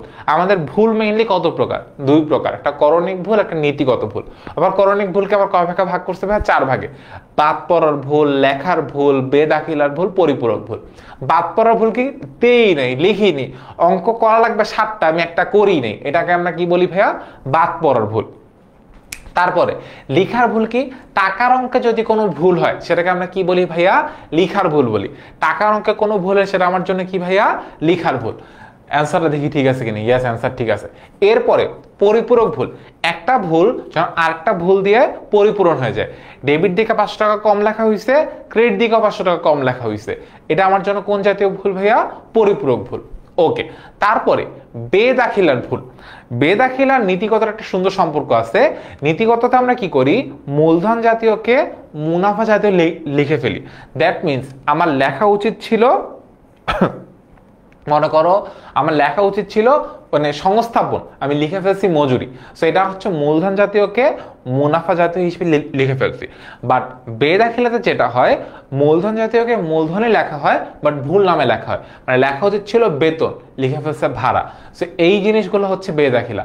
বা নাম হওয়া উচিত ছিল রহিম, লিখে ফেলছে করিম। সো এই জাতীয় জিনিসগুলোকে আমরা কি বলি ভাইয়া? বেদাখিলার ভুল বলি। ঠিক আছে, আমাদের ফুল ভুলের ব্যাখ্যাটা আমরা পড়ে দিছি। একজন বলছে ভাইয়া অনেক স্লো পড়ে, এর থেকে জোরে পড়াইলে আমরা যারা যারা ক্লাস করতেছে অর্ধেকের বেশি মানুষ বুঝবো না। সো আই গেস স্লোই ঠিক আছে। উম্মে আব্দুল্লাহ বলছে ভাইয়া কমেন্ট চেক প্লিজ। সো কমেন্টে চেক করলাম, বাট এই কমেন্ট চেক করে আমি কি করবো? যদি কোনো কোয়েশ্চেন থাকে সেটা একটু আমাকে বলো ভাইয়া। ওকে, তোমার যেটা যদি কোনো কিছু বলা থাকে ততক্ষণ বলো, আমি ততক্ষণ এই কোয়েশ্চেনটা তোমাদেরকে সলভ করতে বলি। চলতি সম্পদের পরিমাণ কত? ইজি কোয়েশ্চেন, তোমরা সলভ করো, বলো কত হবে।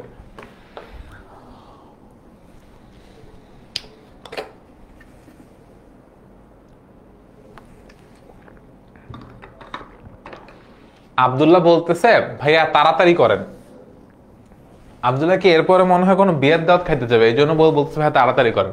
সিকিউ ক্লাস ভাইয়া 10টার দিকে হবে। ঠিক আছে, ওকে। চলতি সম্পদের পরিমাণ কত? ইজি কোয়েশ্চেন, আমরা তাও বলে দিচ্ছি। দেনাদার এখান থেকে চলতি সম্পদ, তারপর বিক্রয়বাদ, বেতনবাদ, নগদ একটা চলতি সম্পদ, পাওনাদার একটা দায়, সমাপনী মজুত একটা চলতি সম্পদ। সো 14,000 আর 8,000, 2,000, 10,000। সো কত টাকা হবে ভাই? 24,000 টাকা হবে। ঠিক আছে, সি কে বলছে ধরে মাইক দিব আমি ধরে। ওকে, পরের কোয়েশ্চেন। প্রাপ্তবার্তার উদ্বৃত্ত 100 টাকা রেওয়া মিলে ভুল পাশে লেখা হয়েছে। সো এই ক্যাটাগরির ভুলগুলোর জন্য যে এক পাশে লেখা হয়েছে, এক পাশে লেখা উচিত ছিল, আর এক পাশে লেখা হয়েছে। সো পার্থক্য ইন জেনারেল সেন্স মানে ওইটা ডাবলই হয়। ঠিক আছে, বাট আমরা পার্থক্য মনে রাখো, পার্থক্য হচ্ছে যে যা লেখা ছিল মানে যা লেখা উচিত ছিল আর যা লিখে ফেলছে ওই দুইটা অ্যামাউন্টের যোগফল। ঠিক আছে, প্রাপ্তবার্তার উদ্বৃত্ত দেওয়া মিলে ভুল পাশে লেখা হয়েছে, বাট যদি বলা থাকে ভুল পাশে এত টাকা লেখা হয়েছে, তখন কিন্তু ওই অ্যামাউন্টটার এই অ্যামাউন্টটার যোগফলই হচ্ছে কি হইতে পারে? পার্থক্য হইতো। তো আমরা মনে রাখবো পার্থক্য হচ্ছে যোগফল, বা তুমি সহজ মনে রাখতে পারো পার্থক্যটা হয় হচ্ছে দ্বিগুণ। সেখানে পার্থক্য কত টাকা হবে? পার্থক্য হবে 200 টাকা। ঠিক আছে, ওকে, রেওয়া মিল শেষ। একদম নিট পিক করে এমসিকিউ পিক করছি, কারণ একটু পরে ভাইয়া ক্লাস করতে ভালো লাগতেছে না। সো একদম সহজ বাট কঠিন পরীক্ষা আসার মতো এমসিকিউ গুলো আমরা এই ক্লাসে সলভ করতেছি। 8 ঘরা কার্যপত্রে কোন শিরোনামের প্রয়োজন নাই? এটা অনেকেরই ভুল হয়। 8 ঘরার কার্যপত্রে তো 8 ঘরা হইতে পারে, 10 ঘরা হইতে পারে, 12 ঘরা হইতে পারে। 8 ঘরার মধ্যে আমরা কোন ছকটাকে নিয়ে আসি না? অ্যান্সার কি হবে ভাইয়া? সমন্বিত রেওয়া মিলের ছকটা আমরা 8 ঘরার কার্যপত্রে আনি না। সমাপনী দাখিলা দেওয়া হয়। সমাপনী দাখিলা দেওয়া হয় 3টা হিসাবকে বন্ধ করার জন্য: আয়, ব্যয়, উত্তোলন। সো আয় হিসাব বন্ধ করার, ব্যয় হিসাব বন্ধ করার, উত্তোলন হিসাব বন্ধ করার জন্য আমরা কি দেই ভাইয়া? সমাপনী দাখিলা দেই। ওকে, এরপরে রেওয়া মিলে বেতন 14,000 টাকা, মাসিক বেতন 1500 টাকা হলে প্রদত্ত বেতনের পরিমাণ কত? সো মাসিক বেতন যদি 1500 টাকা হয় তাহলে আমার বছরের বেতন কত টাকা? 15,000 আর 3,000 যোগ করলে হয় হচ্ছে 18,000। সো 18,000 টাকা আমার বেতন হওয়ার কথা। এখন রেওয়া মিলে দেওয়া বেতন 14,000 টাকা, দ্যাট মিনস 18,000 টাকা বেতনের মধ্যে আমি বেতন দিছি 14,000 টাকা।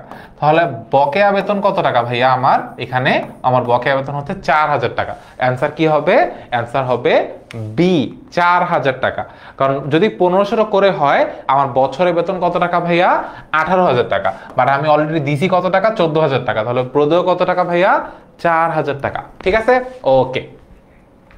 পরের কোয়েশ্চেন, কোনটি ব্যবসায়ের অনগদ লেনদেন? সো আমরা জানি অবচয় হচ্ছে একটা অনগদ লেনদেন, অভ্যন্তরীণ লেনদেন। অবচয় একই সাথে অনগদ লেনদেন, অবচয় একই সাথে অভ্যন্তরীণ লেনদেন। ঠিক আছে, ওকে, ডান। অবচয় প্রভাবিত করে কাকে? অবচয় কি কখনো মালিকানা সত্ত্বকে প্রভাবিত করে? বেসিক্যালি বিশদকে করলেই হবে, মানে একদম ডিরেক্টলি প্রভাব করে কাকে? অবচয় আমরা বসাই কোথায়? একবার বসে বিশদায় বিবরণীর মধ্যে, আর একবার বসে আর্থিক অবস্থার বিবরণীর মধ্যে। তাহলে অবচয় কাকে কাকে প্রভাব বিস্তার করে? 1 আর 3। তাহলে অ্যান্সার হবে কি ভাইয়া? বি, 1 আর 3। সমাপ্তি এন্ট্রি দেওয়ার পর যে হিসাবের জের শূন্য দেখায়, সমাপনী জাবেদা বা সমাপনী এন্ট্রি দেওয়ার পর 3টা হিসাবের জের শূন্য হয়ে যায়। আয় হিসাব, ব্যয় হিসাব আর উত্তোলন হিসাব। এই 3টা হিসাবের জের সমাপনী দাখিলা দেওয়ার পর বন্ধ হয়ে যায় বা 0 হয়ে যায়। তাহলে এখানে কে কে কে আছে? সেবা রাজস্ব, এটা বেসিক্যালি আমার জন্য কি একটা আয়। সো আমাদের কোন হিসাবের জের শূন্য হয়? আয়, ব্যয়, উত্তোলন। অনুপার্জিত আয় কিন্তু একটা দায়, অগ্রিম প্রদত্ত দায় তো দায় লেখাই আছে, বিলম্বিত বিজ্ঞাপন তো বিলম্বিত বিজ্ঞাপন। সো এটা তো আমাদের মানে বন্ধ করতে হয় না। আমাদের কোন 3টা বন্ধ করি? আয়, ব্যয়, উত্তোলন। তো সমাপনী এন্ট্রির পর এই 3টা হিসেবের জের 0 হয়ে যায়। সো অ্যান্সার কি হবে? সেবা রাজস্ব। ঠিক আছে, 1 নাম্বারটা সি হইল না কেন? আমরা একটু 1 নাম্বারে যাই। আচ্ছা, 1 নাম্বারটা সি হইল না কেন? 1 নাম্বারটা অ্যান্সার কি সি হবে? একটু বইটা খুলে দেখো তো আপু। 1 নাম্বারটা বুঝি নাই। আচ্ছা, তোমরা একটু আমাকে বলো, আটঘরা কার্যপত্রের মধ্যে কোন ইয়াটা আসে না? আমার যদি এখানে ভুল হয় তাহলে সেটা আমি ঠিক করে ফেলি। ঠিক আছে, কারণ ভুল জিনিস শেখানো যাবে না।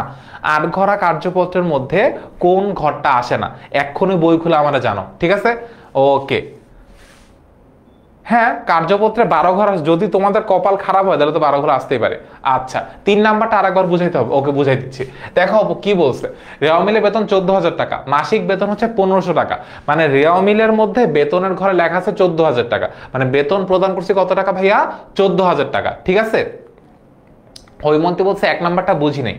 আচ্ছা, আমাকে জাস্ট এটা বলো, আটঘরা কার্যপত্রের মধ্যে কোন ছকটা আসে না বা কোনটা আমরা করি না? ঠিক আছে, ওইটা বললেই হবে। সুমাইয়া বলতেছে সমন্বিত রেওয়া মিল। আচ্ছা, ঠিক আছে। তো আমরা এখানে ভুল কি করছি আমি এটাই তোমাকে জিজ্ঞাসা করতেছি। আটঘরা কার্যপত্রের মধ্যে কোনটা আসে না, কোন শিরোনামের প্রয়োজন নেই। আটঘরা কার্যপত্রের মধ্যে কোন শিরোনামটা আসে না সেটাই তো বলা আছে। 1 নম্বরের অ্যান্সার তো এইটাই। তাহলে তো ভুল তো শিখিয়ে দিছি না, আমার তো জানি, আমি তো এটাই ভাবতেছি যে ভুল তো এখানে নাই।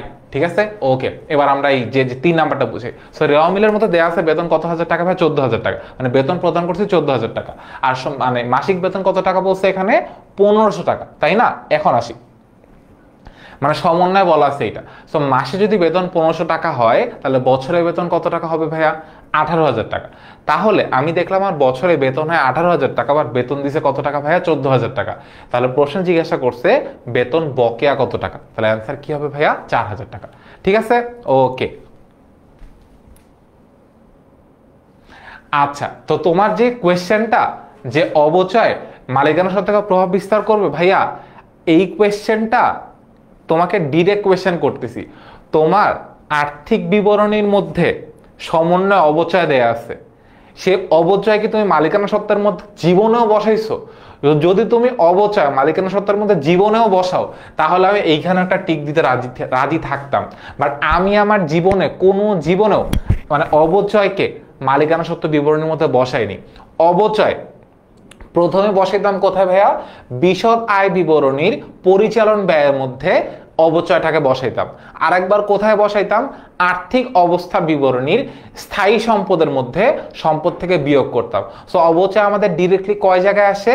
2 জায়গায় আসে, একবার বিশদে আর একবার কোথায় ভাইয়া? আর্থিক অবস্থার বিবরণীর মধ্যে। এই কোয়েশ্চেনে ওইটাই জানতে চাওয়া হয়েছে। অ্যান্সার কি ভাইয়া?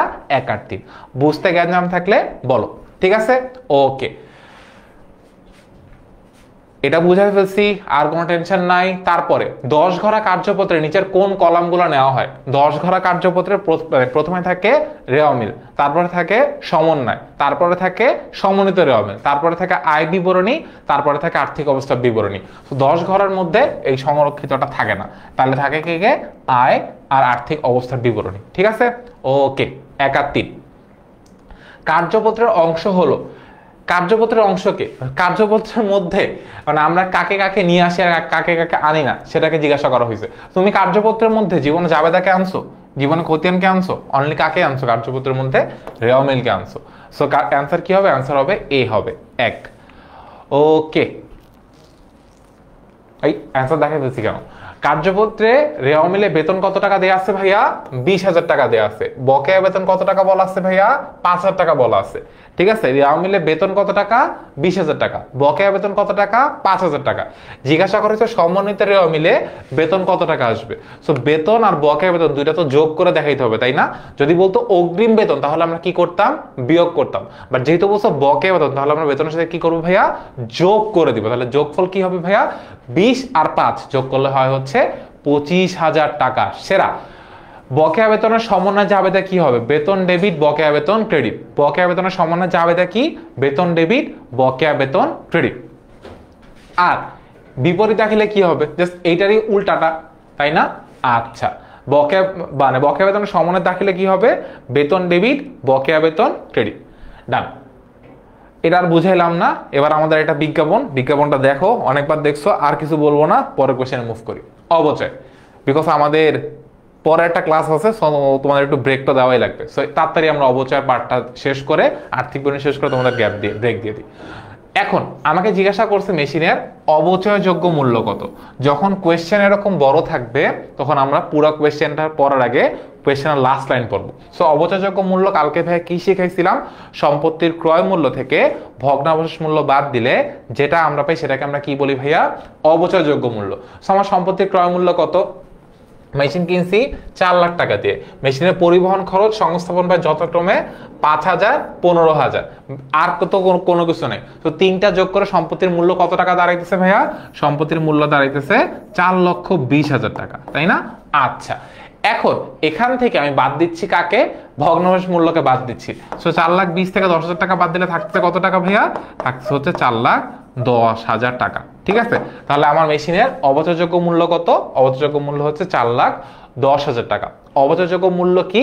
সম্পত্তির মোট ক্রয় মূল্য থেকে যখন আমি ভগ্নাবশেষ মূল্যটা বাদ দিব তখন আমি যে মূল্যটা পাই সেটাকে আমরা কি বলি ভাইয়া?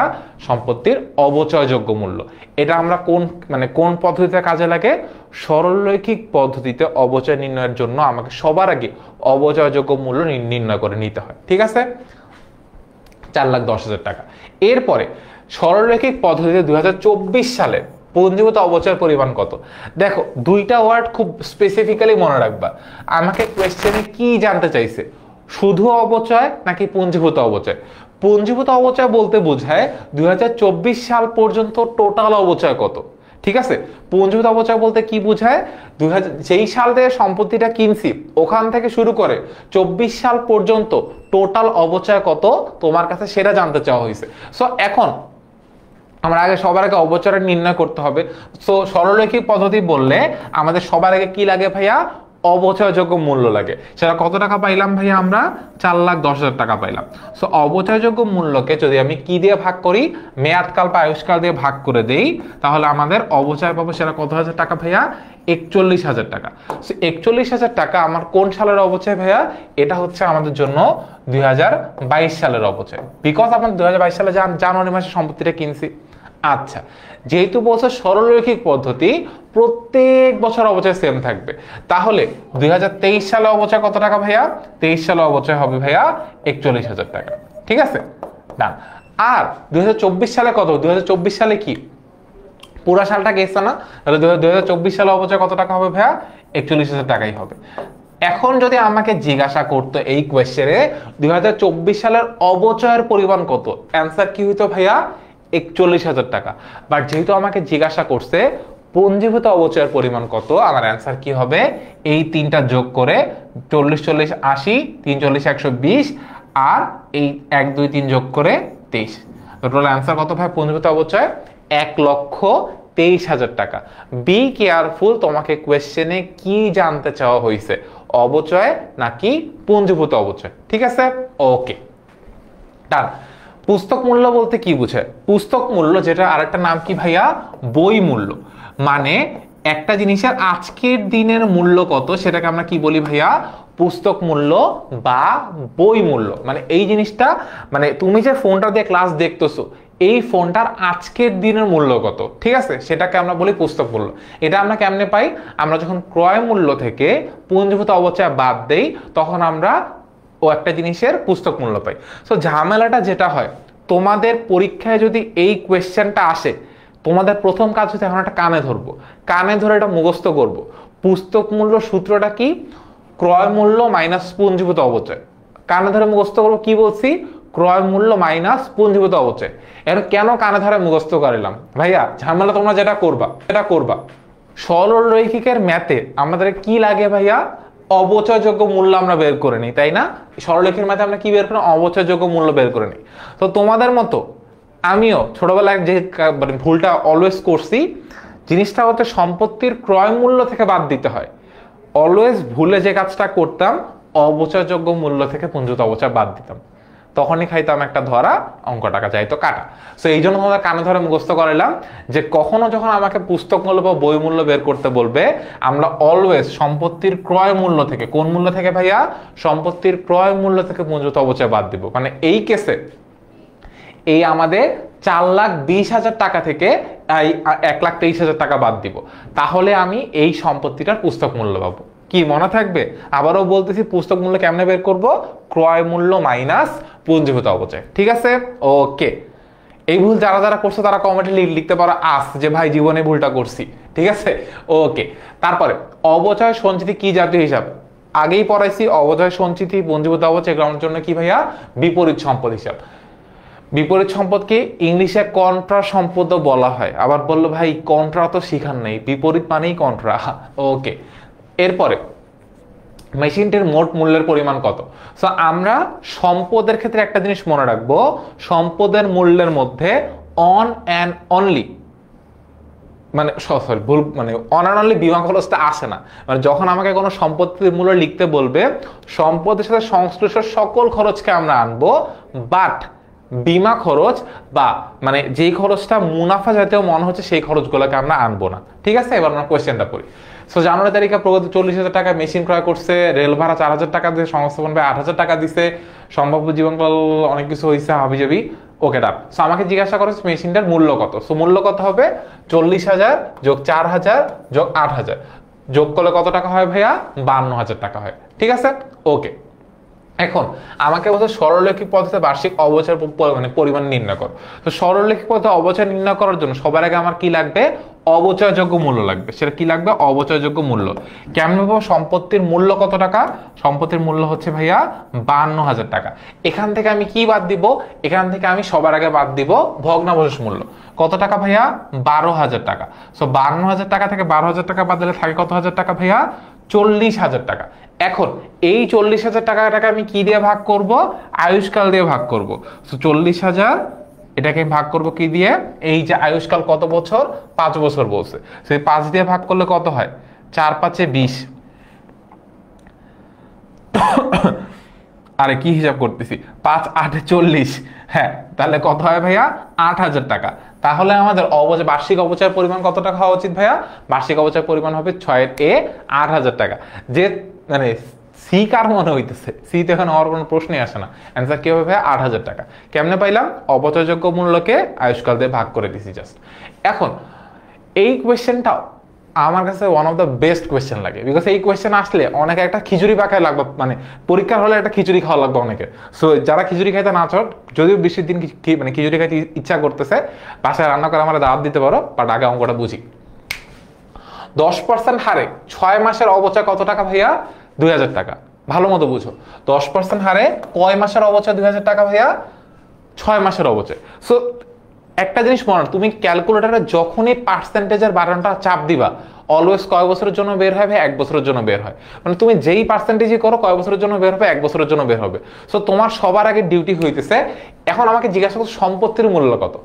আজীবন আমারে বলছে সম্পত্তির মূল্য মানে সম্পত্তির মূল্য এইটা, অবচয় পার্সেন্টেজ এইটা, অবচয় বের করো। বাট এখানে করছে উল্টা, আমার এই জিনিস বলছে সম্পত্তির মূল্য বের করতে বলছে, পুরো একদম জাত অবস্থা। তো আমার যেহেতু অলওয়েজ কোনো কিছুর পার্সেন্টেজ করলে 1 বছরের অ্যামাউন্ট বের হয়, সো আমাদের যখন এরকম 6 মাস বা 3 মাস 4 মাস দেওয়া থাকবে আর আমাকে এরকম সম্পত্তির মূল্য বের করতে বলবে, আমরা সবার আগে যে কাজটা করব ওইটাকে 1 বছরের কনভার্ট করে নিয়ে যাব। কেমনে করব? আমাকে যেহেতু এখানে 6 মাসের বলছে, সো আমি যদি 6 মাসের অবচয় 2000 টাকা হয়, তাহলে 12 মাসের অবচয় কত হবে? 2000 × 2, 2000 × 2, তাহলে কত টাকা হইতেছে ভাইয়া? 4000 টাকা। তো 4000 টাকা কত মাসের ভাইয়া? 12 মাসের, মানে 1 বছরের অবচয় কত? 1 বছর অবচয় হইতেছে কত টাকা ভাইয়া? 4000 টাকা। ঠিক আছে, এটা নিয়ে বুঝতে কারো কোনো সমস্যা আছে? যে 6 মাসের অবচয় যদি 2000 টাকা হয়, 1 বছরের অবচয় কত টাকা হবে ভাইয়া? মানে 12 মাসের অবচয় কত টাকা হবে ভাইয়া? 4000 টাকা। এখন এই 4000 টাকা বেসিক্যালি কত পার্সেন্ট? এই সম্পত্তিটা 10%। এই 10% কিন্তু ওই 10% না, এটা সম্পত্তির 10%। সো আমাদের 6 মাসের অবচয় কত টাকা ভাইয়া? 2000 টাকা। 1 বছরের অবচয় কত টাকা ভাইয়া? তাহলে 4000 টাকা। এটা নিয়ে বুঝতে কারো কোনো সমস্যা নেই। এখন এই 4000 টাকা দিয়ে বেসিক্যালি আমার সম্পত্তিটার কত পার্সেন্টকে মিন করতেছে? এই 4000 টাকা বেসিক্যালি আমার টোটাল সম্পত্তির কত পার্সেন্ট? 10%। সো আমরা কি একটা ছোট কাজ করতে পারি? সে কাজটা হচ্ছে, আমাকে কোয়েশ্চেনে বের করতে বলছে কি? টোটাল সম্পত্তির অ্যামাউন্টটা বের করতে বলছে না? তো আমরা এখন পর্যন্ত কি পাইলাম? এই 10%-এর মান পাইলাম না? সো আমরা যেটা করব, এই 4000-কে 10 দিয়ে ভাগ করে 100 দিয়ে গুণ করে দিই। তাহলে আমি কি পাইতেছি? 10 দিয়ে ভাগ করলে একটা শূন্য কাটা, আর যদি 100 দিয়ে গুণ করে তাহলে কত টাকা হয়? 40,000 টাকা হয়। সো এইটা হচ্ছে আমার মোট সম্পদের মূল্য। দেখো বুঝছো কিনা? সো জিনিসটা হচ্ছে একদম সিম্পলি বুঝাই। আমার 6 মাসের অবচয় কত? 2000 টাকা। তাহলে 1 বছর অবচয় কত? 4000 টাকা। এই যে 4000 টাকা, এটা টোটাল সম্পত্তির কত পার্সেন্ট? 10% বলছে।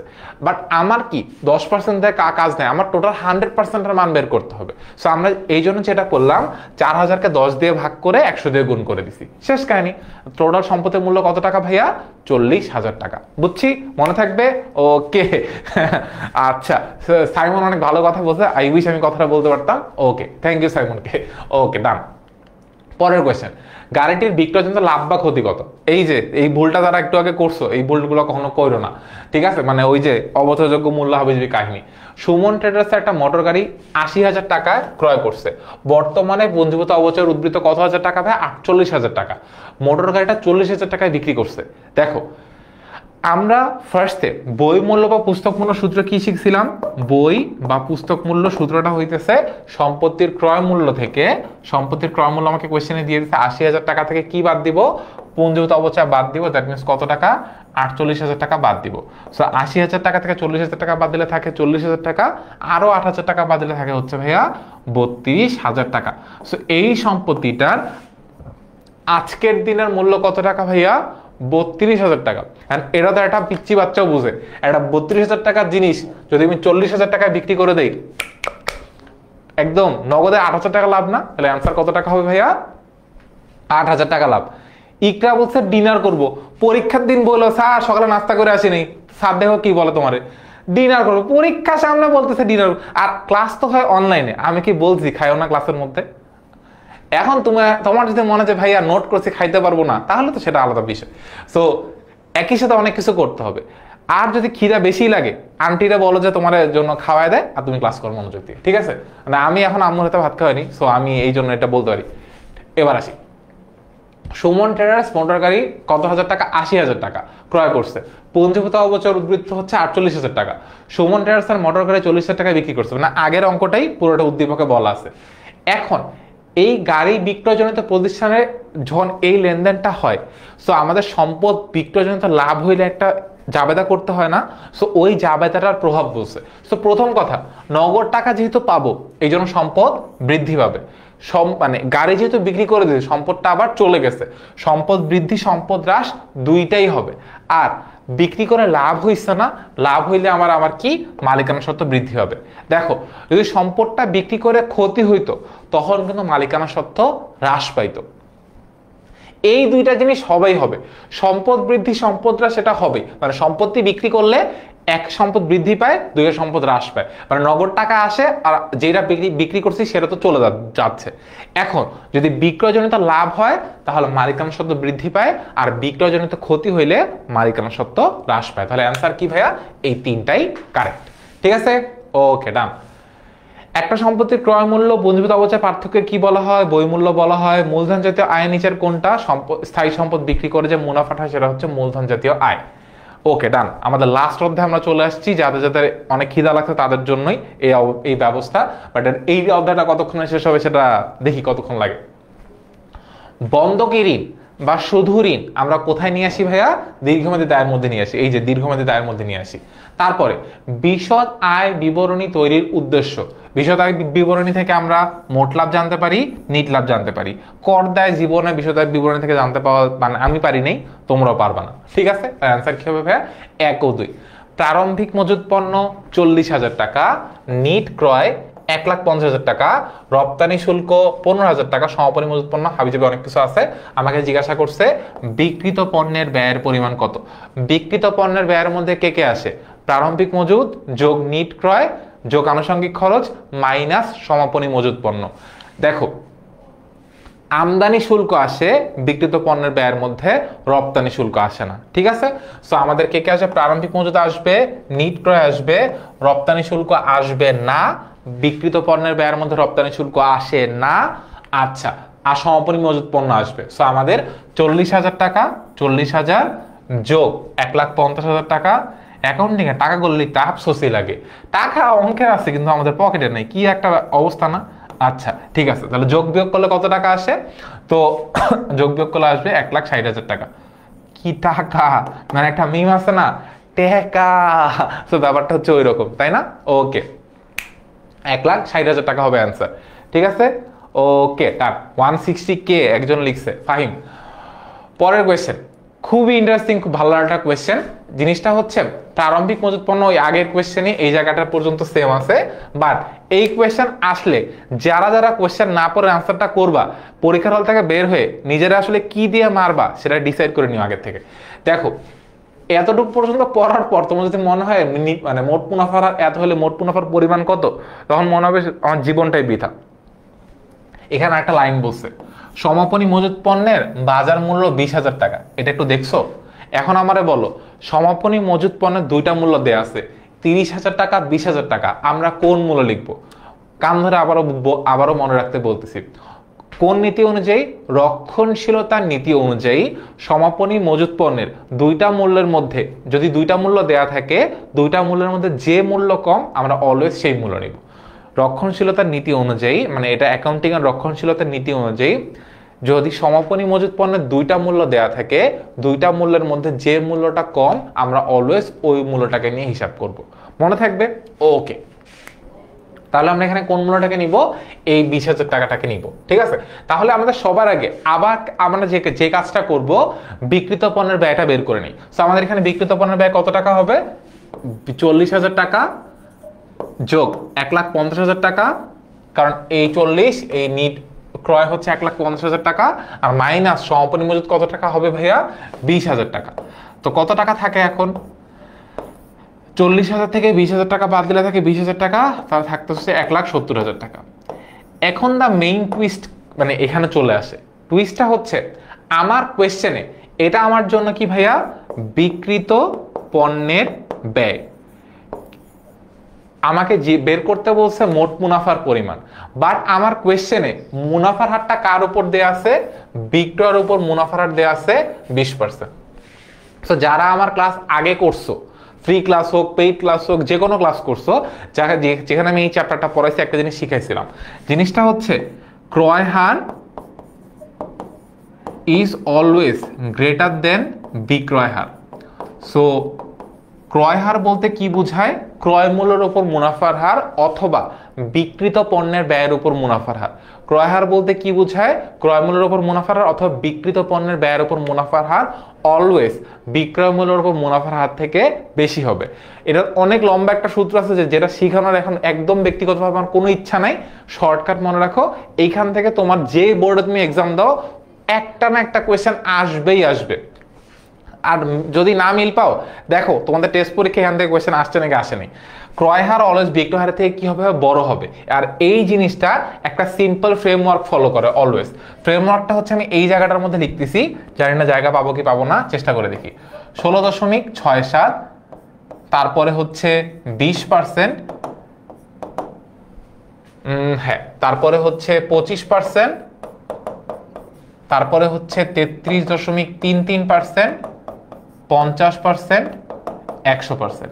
তোমার ফার্স্ট কাজ হবে এই রুলসটাকে মুখস্থ রাখা। 16.67, 20, 25, 33.33, 50, 100। এই সিকোয়েন্স মুখস্থ হয়ে গেলে 6টা জিনিস আছে। 16.67, 20, 25, 33.33, 50, 100। এই 6টা মুখস্থ হয়ে গেলে অলওয়েজ মনে রাখবা ক্রয় হার বা বিক্রিত পণ্যের ব্যয়ের উপর মুনাফার হার অলওয়েজ বিক্রয় মানে বিক্রয় মূল্যের উপর মুনাফার হার থেকে বেশি হবে। দ্যাট মিনস কি বুঝাইলাম? যদি আমার ক্রয় হার এটা যদি 20% হয় তাহলে এটা কত হবে? 16.67% হবে। এটা যদি 25% হয় এটা কত হবে ভাইয়া? 20% হবে। এটা যদি 33.33% হয় এটা তাহলে কত হবে ভাইয়া? 25% হবে। এটা যদি 50% হয় এটা তাহলে কত হবে ভাইয়া? 33.33% হবে। আর এটা যদি 100% হয় তাহলে এটা কত হবে ভাইয়া? 50% হবে। দ্যাট মিনস আমার কোয়েশ্চেনে যদি বিক্রয় মূল্যের উপর মুনাফার হার 20% দেয়া থাকে আর আমাকে অন্য একটা মুনাফার হার বের করতে বলে, একটা কোয়েশ্চেন পাবো আমরা একটু পরে। তোমাদের পরীক্ষায় টেস্ট পরীক্ষা যারা দিছো তাদের এরকম একটা কোয়েশ্চেন ছিলই যে বিক্রয় মূল্যের উপর মুনাফার হার 20% হলে বিক্রিত পণ্যের ব্যয়ের উপর বা ক্রয় মূল্যের উপর মুনাফার হার কত? দেখো মিল আছে কিনা। যদি আমাকে কোয়েশ্চেনে বলো সবচেয়ে ফ্রিকোয়েন্ট আসে এই উপরের তিনটাই সবচেয়ে বেশি ফ্রিকোয়েন্ট আসে। যদি আমাকে জিজ্ঞাসা করে বিক্রয় মূল্যের উপর মুনাফার হার 20% হলে ক্রয় মূল্যের উপর মুনাফার হার কত? অ্যান্সার কি ভাইয়া? 25%। যদি আমাকে জিজ্ঞাসা করে বিক্রয় মূল্যের উপর মুনাফার হার 25% হলে ক্রয় মূল্যের বা বিক্রিত পণ্যের ব্যয়ের উপর মুনাফার হার কত? অ্যান্সার কি ভাইয়া? 33.33%। বা রিভার্স করেও কোয়েশ্চেনটা আসতে পারে, ক্রয় হার 33.33% হলে বিক্রয় হার কত হবে? তারপর আমাকে জিজ্ঞাসা করতে হবে ক্রয় হার 25% হলে বিক্রয় হার কত হবে। ঠিক আছে, এবার আমরা এই ম্যাথে আসি। আমার এখানে কি বলছে? বিক্রয়ের উপর মুনাফার হার কত পার্সেন্ট ভাইয়া? 20%। তাহলে আমার মোট ব্যয় বা বিক্রিত পণ্যের ব্যয়ের উপর মুনাফার হার কত হবে? যদি এটা 20% হয় মানে বিক্রয় হার এটা যদি 20% হয় তাহলে বিক্রিত পণ্যের ব্যয় বা ক্রয় হার যেটাকে, তাহলে মুনাফার হার কত হবে ভাইয়া? 25%। তাহলে আমরা যদি 1,70,000 টাকার 25% করি তাহলে আমরা আমাদের অ্যান্সারটা পেয়ে যাবো। অ্যান্সারটা তাহলে কত হবে? 1,70,000 এর 25%। যদি এটা আরো অনেক অ্যাডমিশনে পড়াশোনা জাস্ট তোমাদেরকে বলে রাখলাম, এটা হবে 4 ভাগের 1 ভাগ। সো আমার যদি ভুল না হয় অ্যান্সার হবে 42,500 মনে হয়। হ্যাঁ, এটা প্রত্যেকটা বোর্ড না প্রত্যেকটা কলেজের টেস্ট পরীক্ষার কোয়েশ্চেনে এইখান থেকে একটা কোয়েশ্চেন মাস্ট থাকেই থাকে। মানে যদি না থাকে সেটা আসলে ওই মানে কলেজের টেস্টের কোয়েশ্চেনে মানে আমি বলবো কোয়ালিটিতে প্রবলেম আছে। বাট এখান থেকে প্রত্যেক বছর প্রত্যেক বোর্ডে একটা করে কোয়েশ্চেন থাকে যেখানে দেয়া থাকে যে বিক্রয় হার এত পার্সেন্ট হলে ক্রয় হার কত হবে, ক্রয় হার এত পার্সেন্ট হলে বিক্রয় হার কত হবে। আর মোস্টলি এতটুকু জায়গা থেকেই প্রত্যেক বোর্ডে কোয়েশ্চেন থাকে, নিচের দুইটা থেকে খুব বেশি একটা ফ্রিকোয়েন্ট থাকে না। বাট আমরা নিচের দুইটাও শিখে রাখলাম, আমাদের আর ভুল হবে না। ঠিক আছে, ওকে ডান। অ্যান্সার কি হবে? 42.50% মানে 42,500 টাকা। এই যে এইটার হইতেছে 25% যেটা। ঠিক আছে, আর একবার এই জিনিসটা বুঝবো, টাইম আছে, যারা এখন বোঝে না তারা ওই জায়গাটা আর একবার বোঝার ট্রাই করবো। ঠিক আছে, ওকে। এখানে আমাকে বলছে বিজ্ঞাপন খরচ 50,000 টাকা, ভোক্তাদের মধ্যে বিনামূল্যে পণ্য বিতরণ 10,000 টাকা। তাহলে আমাদের টোটাল বিজ্ঞাপন কত টাকা হইলো? 50,000 যোগ 10,000, তাহলে মিলায় হচ্ছে 60,000 টাকা। ঠিক আছে, 60,000 টাকার মধ্যে কি বলছে? 60,000 টাকা। এখন বিজ্ঞাপন খরচকে 4 বছরের মধ্যে ভাগ করলে, তো 60,000 টাকাকে যদি আমি 4 বছরে ভাগ করে দেই তাহলে এক বছরে থাকছে কত হাজার টাকা ভাইয়া? 15,000 টাকা। ঠিক আছে, আর বাকি থাকছে কত হাজার টাকা ভাইয়া? 3 15 45 4 15 60, সো 15,000 টাকা হচ্ছে আমার এক বছরে যাইতেছে, আর 45,000 টাকা হইতেছে আমার থাকতেছে। ওকে, এবার আমরা দেখি আমাকে কোয়েশ্চেনে কি জিজ্ঞাসা করছে। আমাকে জিজ্ঞাসা করছে বিলম্বিত বিজ্ঞাপনের পরিমাণ কত। কোনটা বুঝি নেই ভাইয়া সাদিক, একটু বলতে হবে আমরা কোন অঙ্কটা বুঝিনি, নাহলে ভাই আমিও বুঝবো না যে তুমি আসলে কোনটা বুঝো নাই। ঠিক আছে, এখানে জিজ্ঞাসা করা হয়েছে বিলম্বিত বিজ্ঞাপনের পরিমাণ কত।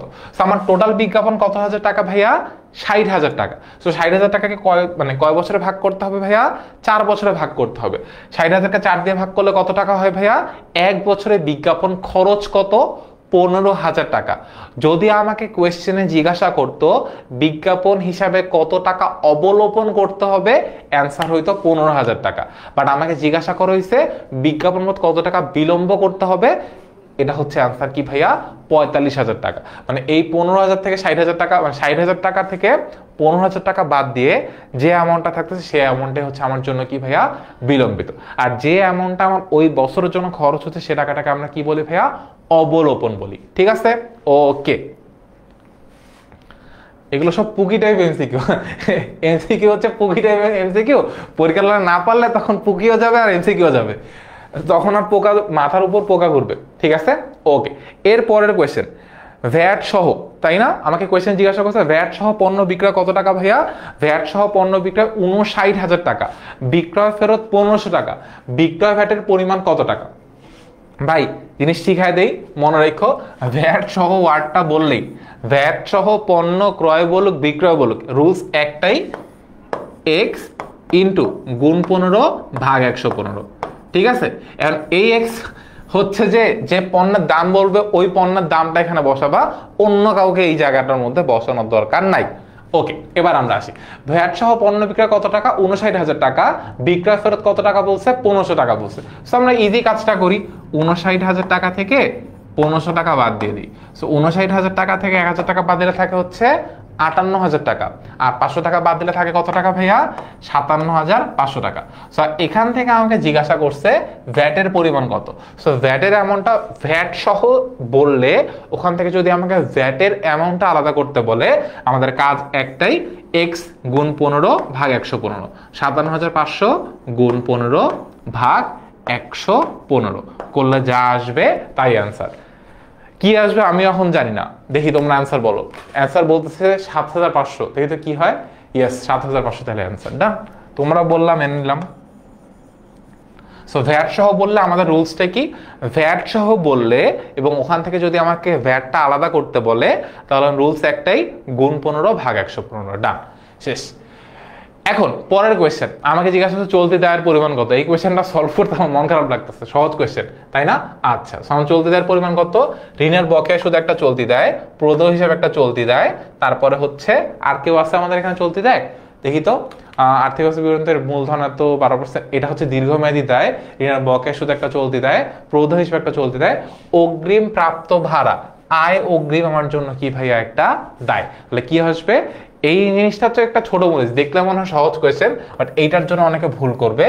আয় অগ্রিম একটা যে দায়, কারণ ভাড়াকে আমরা অলওয়েজ কি হিসেবে দেখি, ব্যয় হিসেবে দেখি, বাট এখানে তো প্রাপ্ত ভাড়া বলছে, দেখুন ভাড়া আমার জন্য এই জায়গাটা একটা আয়, সো ওটা আমার দায় হিসেবে ধরতে হবে। সো 40 40 80 আর 10 হচ্ছে 90, 92,000 টাকা। ঠিক আছে, ওকে ওকে। ভ্যাট ছাড়া বললে, একজন কোয়েশ্চেন করছে, নামটা দেখি আপু বা ভাইয়া। সো ভ্যাট সহ বললে গুণ 15 ভাগ 115, আর ভ্যাট ছাড়া কখনো বলে না। প্রথম কথা, যে ওয়ার্ডটা বলে, এক, আমাকে যদি ভ্যাটের অ্যামাউন্ট দিয়ে কোয়েশ্চেন করে দুইভাবে কোয়েশ্চেন করতে পারে। এক, ভ্যাট সহ এই ওয়ার্ডটা বলে দিবে, আদারওয়াইজ আমাকে যে কাজটা করবে বলবে পণ্য বিক্রয় ভ্যাট 15% বা ভ্যাট 10%, এভাবে আলাদা করে বলে দিবে।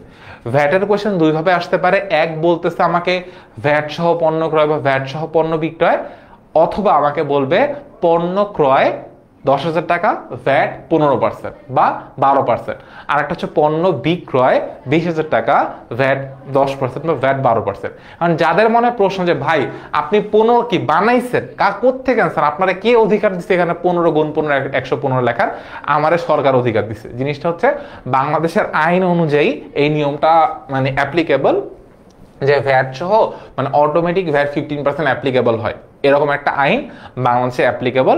সো তুমি আমি একই কাজই করছি, মানে আমি এক কাজই করছি যে আইন টাইন মুখস্থ করতে যাওয়ার টাইম নাই, অ্যাকাউন্টিং পরীক্ষা। সো আইন পরে মানে আমি জানি যে ভ্যাট সহ বলে গুণ 15 ভাগ 115 করা লাগে, ছোটবেলায় এটাই শিখছি, এটাই মেনটেন করছি। আর এটা কোথায় বলা আছে? আইনে বলা আছে। ঠিক আছে, ওকে ডান। সো আমাদের ব্র্যান্ড ও লেভেল কোন ধরনের সম্পত্তি? ব্র্যান্ডটাই আলাদা, বাট জিনিসটা কি, এটা একটা অস্পর্শনীয় সম্পত্তি, ব্র্যান্ড ধরা যায় না, ছোঁয়া যায় না। মাহিম ভাইয়ের অ্যাকাউন্টিং ক্লাস একটা ব্র্যান্ড হবে, বিকজ এখান থেকে পরীক্ষা কমন আসবে ইনশাল্লাহ। ওকে, অপরিচালন ব্যয় কোনটা? তিনটাই মনে হচ্ছে, ব্যাংক জমাতিরিক্ত সুদ, শিক্ষানবিশ ভাতা, প্রধান নোটের সুদ। ডান। ক্রয় সংক্রান্ত খরচ কোনটি? ক্রয় সংক্রান্ত খরচ হচ্ছে ভাই ক্রয় পরিবহন। কোন পণ্য বিক্রয় করে, এই যে আমি বলছি না আরেকবার আসবে, দেখো কোন পণ্য বিক্রয় করে বিক্রয় মূল্যের উপর 33.33% লাভ করলে ক্রয় মূল্যের উপর লাভের হার কত? সো আমি এই জায়গাটা আরেকবার ক্লিন করে পুরো সূত্রটা লিখতেছি। আমাদের সিকোয়েন্সটা হচ্ছে 16.67, 20%, 25%, 33.33%, 50%, 100%। এইটা হচ্ছে আমাদের ওভারঅল সিকোয়েন্স। এখন আমরা এরপরে কি শিখলাম? ক্রয় হার। ক্রয় হার বলতে কি বোঝায়? ক্রয় মূল্যের উপর মুনাফার হার, অথবা বিক্রিত পণ্যের ব্যয়ের উপর মুনাফার হার, অথবা যখন আমরা সেকেন্ড পার্টের অঙ্ক করব তখন উৎপাদন ব্যয়ের উপর মুনাফার হার, মানে উৎপাদন ব্যয়ের উপর মুনাফার হারও বোঝায় এটাকে। ওকে, আর এটা হচ্ছে ভাই আমাদের বিক্রয় মূল্য। এবার ক্রয় হার অলওয়েজ বিক্রয় হার থেকে কি হয়? বিক্রয় মূল্য লিখছি কেন, বিক্রয় হার হবে। হ্যাঁ, এখন তো একটা কেস খাইতাম, বিক্রয় হার। সো আমাদের ক্রয় হারটা অলওয়েজ কি হয়? বিক্রয় হার থেকে বড় হয়। সো এটা যদি 20% হয়, এটা কত হবে ভাইয়া? 16.67। আবারও বলতেছি, এটার একটা বড় সূত্র আছে, বাট আমরা শর্টকাট এতটুকু জানলে আমাদের পরীক্ষার এমসিকিউ সলভ হয়, জন্য এতটুকু আমরা আপাতত শিখতেছি। ঠিক আছে, সো এটা যদি 25%, এটা কত পার্সেন্ট হবে ভাইয়া? 20% হবে। এটা যদি হয় আমাদের 33.33%, আমাদের এটা কত হবে ভাইয়া? 25%। যদি এটা হয় আমাদের 50%, এটা কত হবে ভাইয়া? 33.33%। ভুল করলে আমার বইলো, অনেক তাড়াতাড়ি লিখতেছি, তাহলে ভুল হইলেও হইতে পারে, বাট ভুল আমরা করতে চাই না। আর আই বিলিভ ভুল হয় নাই। দেখি আমরা, যদি ক্রয় হার 20% হয়, বিক্রয় হার কত হবে? 16.67। যদি ক্রয় হার 25% হয়, বিক্রয় হার কত হবে ভাইয়া? 20%। যদি ক্রয় হার 33.33% হয়, বিক্রয় হার কত হবে? 25%। এটা 50 হইলে এটা 33, এটা 100 হইলে এটা 50।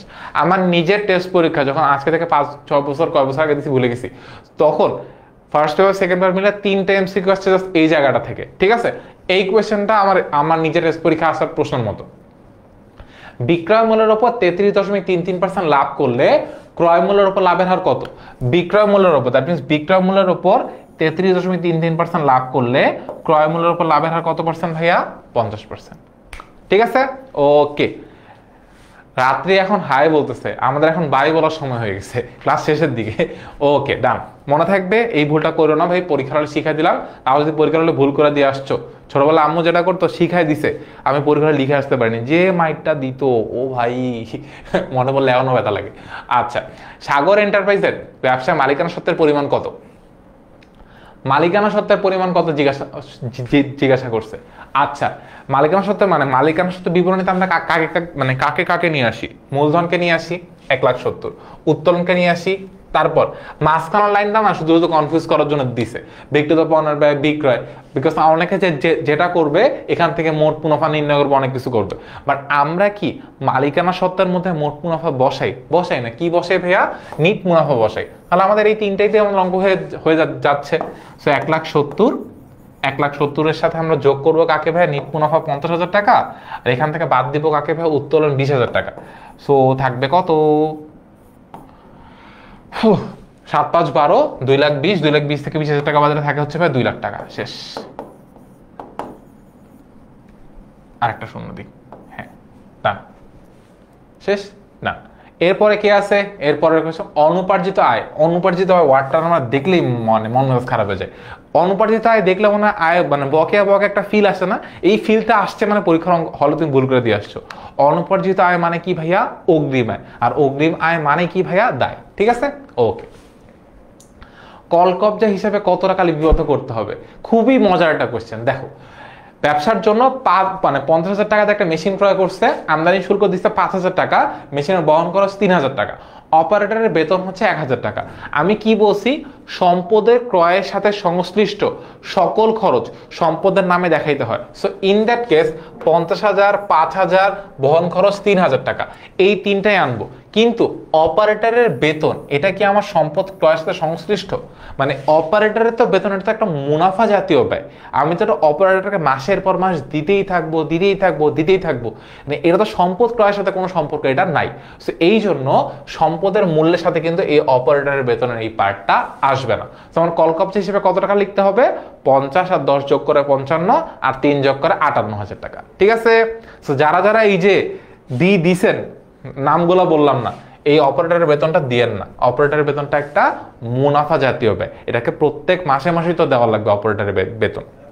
সো আমরা সম্পদের মূল্যের মধ্যে কোন জাতীয় জিনিসগুলো আনবো না, বীমা খরচ আনবোই না, ফুল রেড ফ্ল্যাগ। মানে সম্পদের মূল্যের মধ্যে বীমা খরচ কোনো জীবনও আনবো না, বিকজ বীমা খরচ একটা মুনাফা জাতীয় ব্যয়। বীমা খরচ ছাড়াও যে কোনো ধরনের ব্যয় যেটাকে মুনাফা জাতীয় মনে হবে সেটাকে আমরা সম্পদের মূল্যের মধ্যে ইনক্লুড করব না।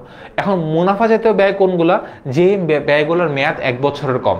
বীমার মেয়াদ কিন্তু কখনো 1 বছরের বেশি হতে পারে না। বীমার সিস্টেমটা হচ্ছে প্রত্যেক বছর বীমাটা কি হয়, রিনিউ করতে হয়। সো এই আওয়াজটা কিন্তু আমি করতেছি না, তো তোমাদের মাথায় যদি অন্য কিছু ঘুরে সেই চিন্তা ভাবনা বাদ দাও। ওকে, ড্রিল মেশিন দিয়ে ড্রিল করতেছে। সো যেটা হয়, মানে বীমা 100 বছরের জন্য করলো, প্রত্যেক বছর বীমাটা যেটা হয় সেটা রিনিউ হইতে থাকে। সো বীমার মেয়াদ যদি 1 বছরের বেশি না, এই জন্য বীমাকে একটা মুনাফা জাতীয় ব্যয় বলা হয়। এই জন্য সম্পদের মূল্যের সাথে আমরা বীমাটাকে অ্যাড করি না। ঠিক আছে? ওকে, হ্যাঁ ক্লাস আবার শেষ করে দিচ্ছি ভাইয়া। ওকে, 40,000 টাকা বলছে, 40,000 টাকা 3-এর 5 অংশ উপার্জিত হলে চলতি আয়ের পরিমাণ কত? সো 40,000 টাকাকে আমরা 5 দিয়ে ভাগ করি। 5 দিয়ে ভাগ করলে 5 8 40, আর 3 দিয়ে গুণ করলে কত হয় ভাইয়া? 24,000 টাকা। সো 40,000 টাকার মধ্যে 24,000 টাকা হইতেছে আমাদের উপার্জন হয়ে গেছে। আরে বাকি আছে কত টাকা? তাহলে 16,000 টাকা বাকি আছে। আওয়াজটা এতটা অস্বাভাবিক একটা আওয়াজ দেখে মনে হচ্ছে ভাইয়া এখানে ক্লাসে কিছু একটা করতেছে, আমি কিন্তু ক্লাসে কিছু করিনি। ঠিক আছে? ওকে, এরপরে পণ্য ক্রয় 1 লাখ, প্রারম্ভিক মূল্য 1 লাখ, বিক্রিত পণ্যের ব্যয় মোট লাভ এত, বিক্রয়ের পরিমাণ কত? সো যখন আমাদের এরকম বিক্রয়ের পরিমাণ জিজ্ঞাসা করবে, চিন্তা করে দেখো তো আমরা সবসময় কি করি, বিক্রয় থেকে বিক্রিত পণ্যের ব্যয় বাদ দিলে আমরা কি পাই? মোট মুনাফা পাই।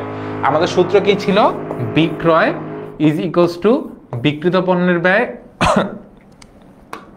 ছোট্ট একটা ভুল করে ফেলছি, বিক্রয় মাইনাস বিক্রিত পণ্যের ব্যয় ইজ ইকুয়ালস টু মোট মুনাফা। ঠিক আছে? সূত্রটা চাইনিজে লিখলাম, আপাতত একটু বুঝানো। বিক্রয় থেকে বিক্রিত পণ্যের ব্যয় বাদ দিলে আমরা কি পাই? মোট মুনাফা পাই। আমার এই কোয়েশ্চেনে বিক্রয়ের অ্যামাউন্টটা দেওয়া নেই, এটার আপাতত এক্স ধরি। সো আমার কোয়েশ্চেনে কি দেওয়া আছে? বিক্রিত পণ্যের ব্যয় দেওয়া আছে কত টাকা ভাইয়া? 90,000 টাকা। আর মোট মুনাফা দেওয়া আছে কত টাকা ভাইয়া? 30,000 টাকা। ঠিক আছে? আমাদের এই এক্স এর ভ্যালুটা বের করতে হবে। সো আমরা কি করব? এক্স এই পাশে রাখি, 90,000 টাকা এই পাশে নিয়ে যাই। সো সাইড চেঞ্জ করলে সাইনটাও চেঞ্জ হয়ে যায়। 90,000 এর পাশে গেলে কি হবে ভাইয়া? প্লাস করতে হবে। সো আমাদের অ্যান্সার কত হবে? শূন্য কি ঠিক আছে? হ্যাঁ, 1,20,000 টাকা। সিম্পল কথা হচ্ছে ভাই, আমাদের সূত্র হচ্ছে বিক্রয় মাইনাস বিক্রিত পণ্যের ব্যয় ইজ ইকুয়ালস টু মোট মুনাফা। আমার এই কোশ্চেনে বিক্রিত পণ্যের ব্যয় মোট মুনাফা দেওয়া আছে। সো এই দুইটাকে যোগ করলে আমরা কি পাবো ভাইয়া? বিক্রয়ের অ্যামাউন্টটা পেয়ে যাব। ঠিক আছে? ওকে, এখন আমাকে জিজ্ঞাসা করো সমাপনী মজুত পণ্যের পরিমাণ। সমাপনী মজুত পণ্যের পরিমাণ বের করতে বললে এটা অ্যাডমিশনে ওয়ান অফ দ্য ক্রিটিক্যালেস্ট ম্যাথ হচ্ছে এই সমাপনী মজুত পণ্য বের করার ম্যাথ। যখন করবা তখন ভাইয়ারে বইলো যে মানে তখন ভাইয়ার কথা মানে মনে পড়বে তোমার। সমাপনী মজুত পণ্যের ম্যাথ মানে এটার অ্যামাউন্টটা বের করা একটু ক্রিটিক্যাল লাগে, মানে এখানে আরো অনেক কিছু কানেক্টেড থাকে। বাট তোমার জন্য ইজি করে দিচ্ছি জিনিসটা। যখনই তোমাকে কোয়েশ্চেনের সমাপনী মজুত বের করতে বলবে, তুমি সবার আগে চেক করবা কোয়েশ্চেনে কি বিক্রিত পণ্যের ব্যয়ের অ্যামাউন্টটা দেয়া আছে নাকি নাই। কোয়েশ্চেনে যদি বিক্রিত পণ্যের ব্যয়ের অ্যামাউন্টটা দেয়া না থাকে, আগে ওইটা বের করবা, তারপরে সমাপনী মজুত বের করবা। আর যদি দেয়া থাকে এই কোয়েশ্চেনের মতো, তাহলে তার কোনো টেনশন নেই। সো সমাপনী মজুত পণ্য বের করতে বললে আমরা বিক্রিত পণ্যের ব্যয় থেকে পণ্য ক্রয় প্রারম্ভিক মজুদ, এই দুইটা জিনিস বাদ দিয়ে দিব। আনুষঙ্গিক খরচ থাকলে সেটাও বাদ দিয়ে দিব। ঠিক আছে, সো বিক্রিত পণ্যের ব্যয় বের করতে আমাদের যদি কোনো একটা কোয়েশ্চেনের সমাপনী মজুদ বের করতে বলে, আমরা বিক্রিত পণ্যের ব্যয় থেকে কি কি বাদ দিব? পণ্য ক্রয়, প্রারম্ভিক মজুদ, অন্যান্য আনুষঙ্গিক খরচ। এখানে বিক্রিত পণ্যের ব্যয় কত টাকা ভাইয়া? 90,000 টাকা। 90,000 টাকা থেকে বাদ দিব কত ভাইয়া? 1 লক্ষ টাকা। আর একটা কি বাদ দিব ভাইয়া? আরটা হচ্ছে প্রারম্ভিক মজুদ বাদ দিব 10,000 টাকা। তো বাদ দেওয়ার পরে বেসিক্যালি যে ফিগারটা আসবে সেটাই হচ্ছে আমার জন্য সমাপনী মজুদ পণ্য। সো 1,10,000 থেকে 90,000 টাকা বাদিলে থাকে হচ্ছে ভাইয়া 20,000 টাকা। এই 20,000 টাকাই হচ্ছে আমার জন্য কি ভাইয়া? সমাপনী মজুদ পণ্য। ঠিক আছে, ওকে, ডান। আর কিছু কি আছে? এই জায়গাটা আরেকবার একটু বুঝাই দেই। জিনিসটা হচ্ছে যখনই আমাকে কোয়েশ্চেনে সমাপনী মজুদ বের করতে বলবে, আমরা সবার আগে দেখবো বিক্রিত পণ্যের ব্যয়ের অ্যামাউন্টটা কোয়েশ্চেনে দেয়া আছে কিনা। তোমাদের এইচএসসি লেভেলে এতটুকু দেয়া থাকে। সো বিক্রিত পণ্যের ব্যয় যদি কোয়েশ্চেনে দেয়া থাকে, আমরা বিক্রিত পণ্যের ব্যয় থেকে প্রারম্ভিক মজুদ, পণ্য ক্রয় আর যদি অন্য কোনো আনুষঙ্গিক খরচ থাকে এগুলো বাদ দিলে আমরা কি পেয়ে যাব ভাইয়া?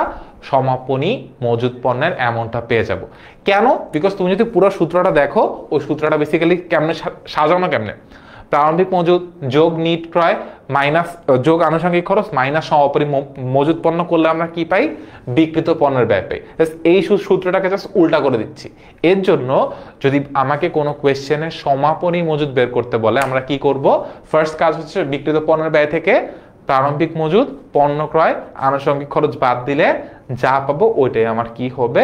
সমাপনী মজুদ পণ্য হবে। Last but not the least, বিজ্ঞাপনটা আরেকবার দেখো। বিজ্ঞাপন দেখা শেষ, থ্যাংক ইউ, ওকে, ডান। আমরা আবার বিজ্ঞাপন আর এসছেই, বিজ্ঞাপন দেখা শেষ, দেখবো আরেকবার, এই যে দেখা বিজ্ঞাপন। ওকে, তো বিজ্ঞাপন দেখা শেষ, বিজ্ঞাপনের অবলোপন বুঝছি, বিজ্ঞাপনের বিলম্বিত বুঝছি, আরো অনেক কিছু বুঝছি। ক্লাসের স্লাইডটা দিয়ে দিব, ভালো মতো কইরো। 10টার দিকে আবার ক্লাস আছে, তখন সাইড বাই ক্লাসটা ঠিকঠাক মতো কইরো। That's it, that's the end of the class. এখান থেকে ইনশাল্লাহ আমরা যা এমসিকিউ করছি আমি এতটুকু বলতে পারবো, প্রত্যেকটা বোর্ডে মিনিমাম এখান থেকে 10টা কোশ্চেন থাকবেই থাকবে। মানে এই সেম ল্যাঙ্গুয়েজ না থাকলেও এই ক্যাটাগরির ম্যাথ থাকবে, বা কপাল ভালো থাকলে সেম ওয়ার্ডগুলো এখান থেকে তুলে দিবে। সো একটা 1.5 ঘন্টার ক্লাস করে যদি মানে 10 মার্ক পাওয়া যায়, আর কি লাগে কপালে, তাই না?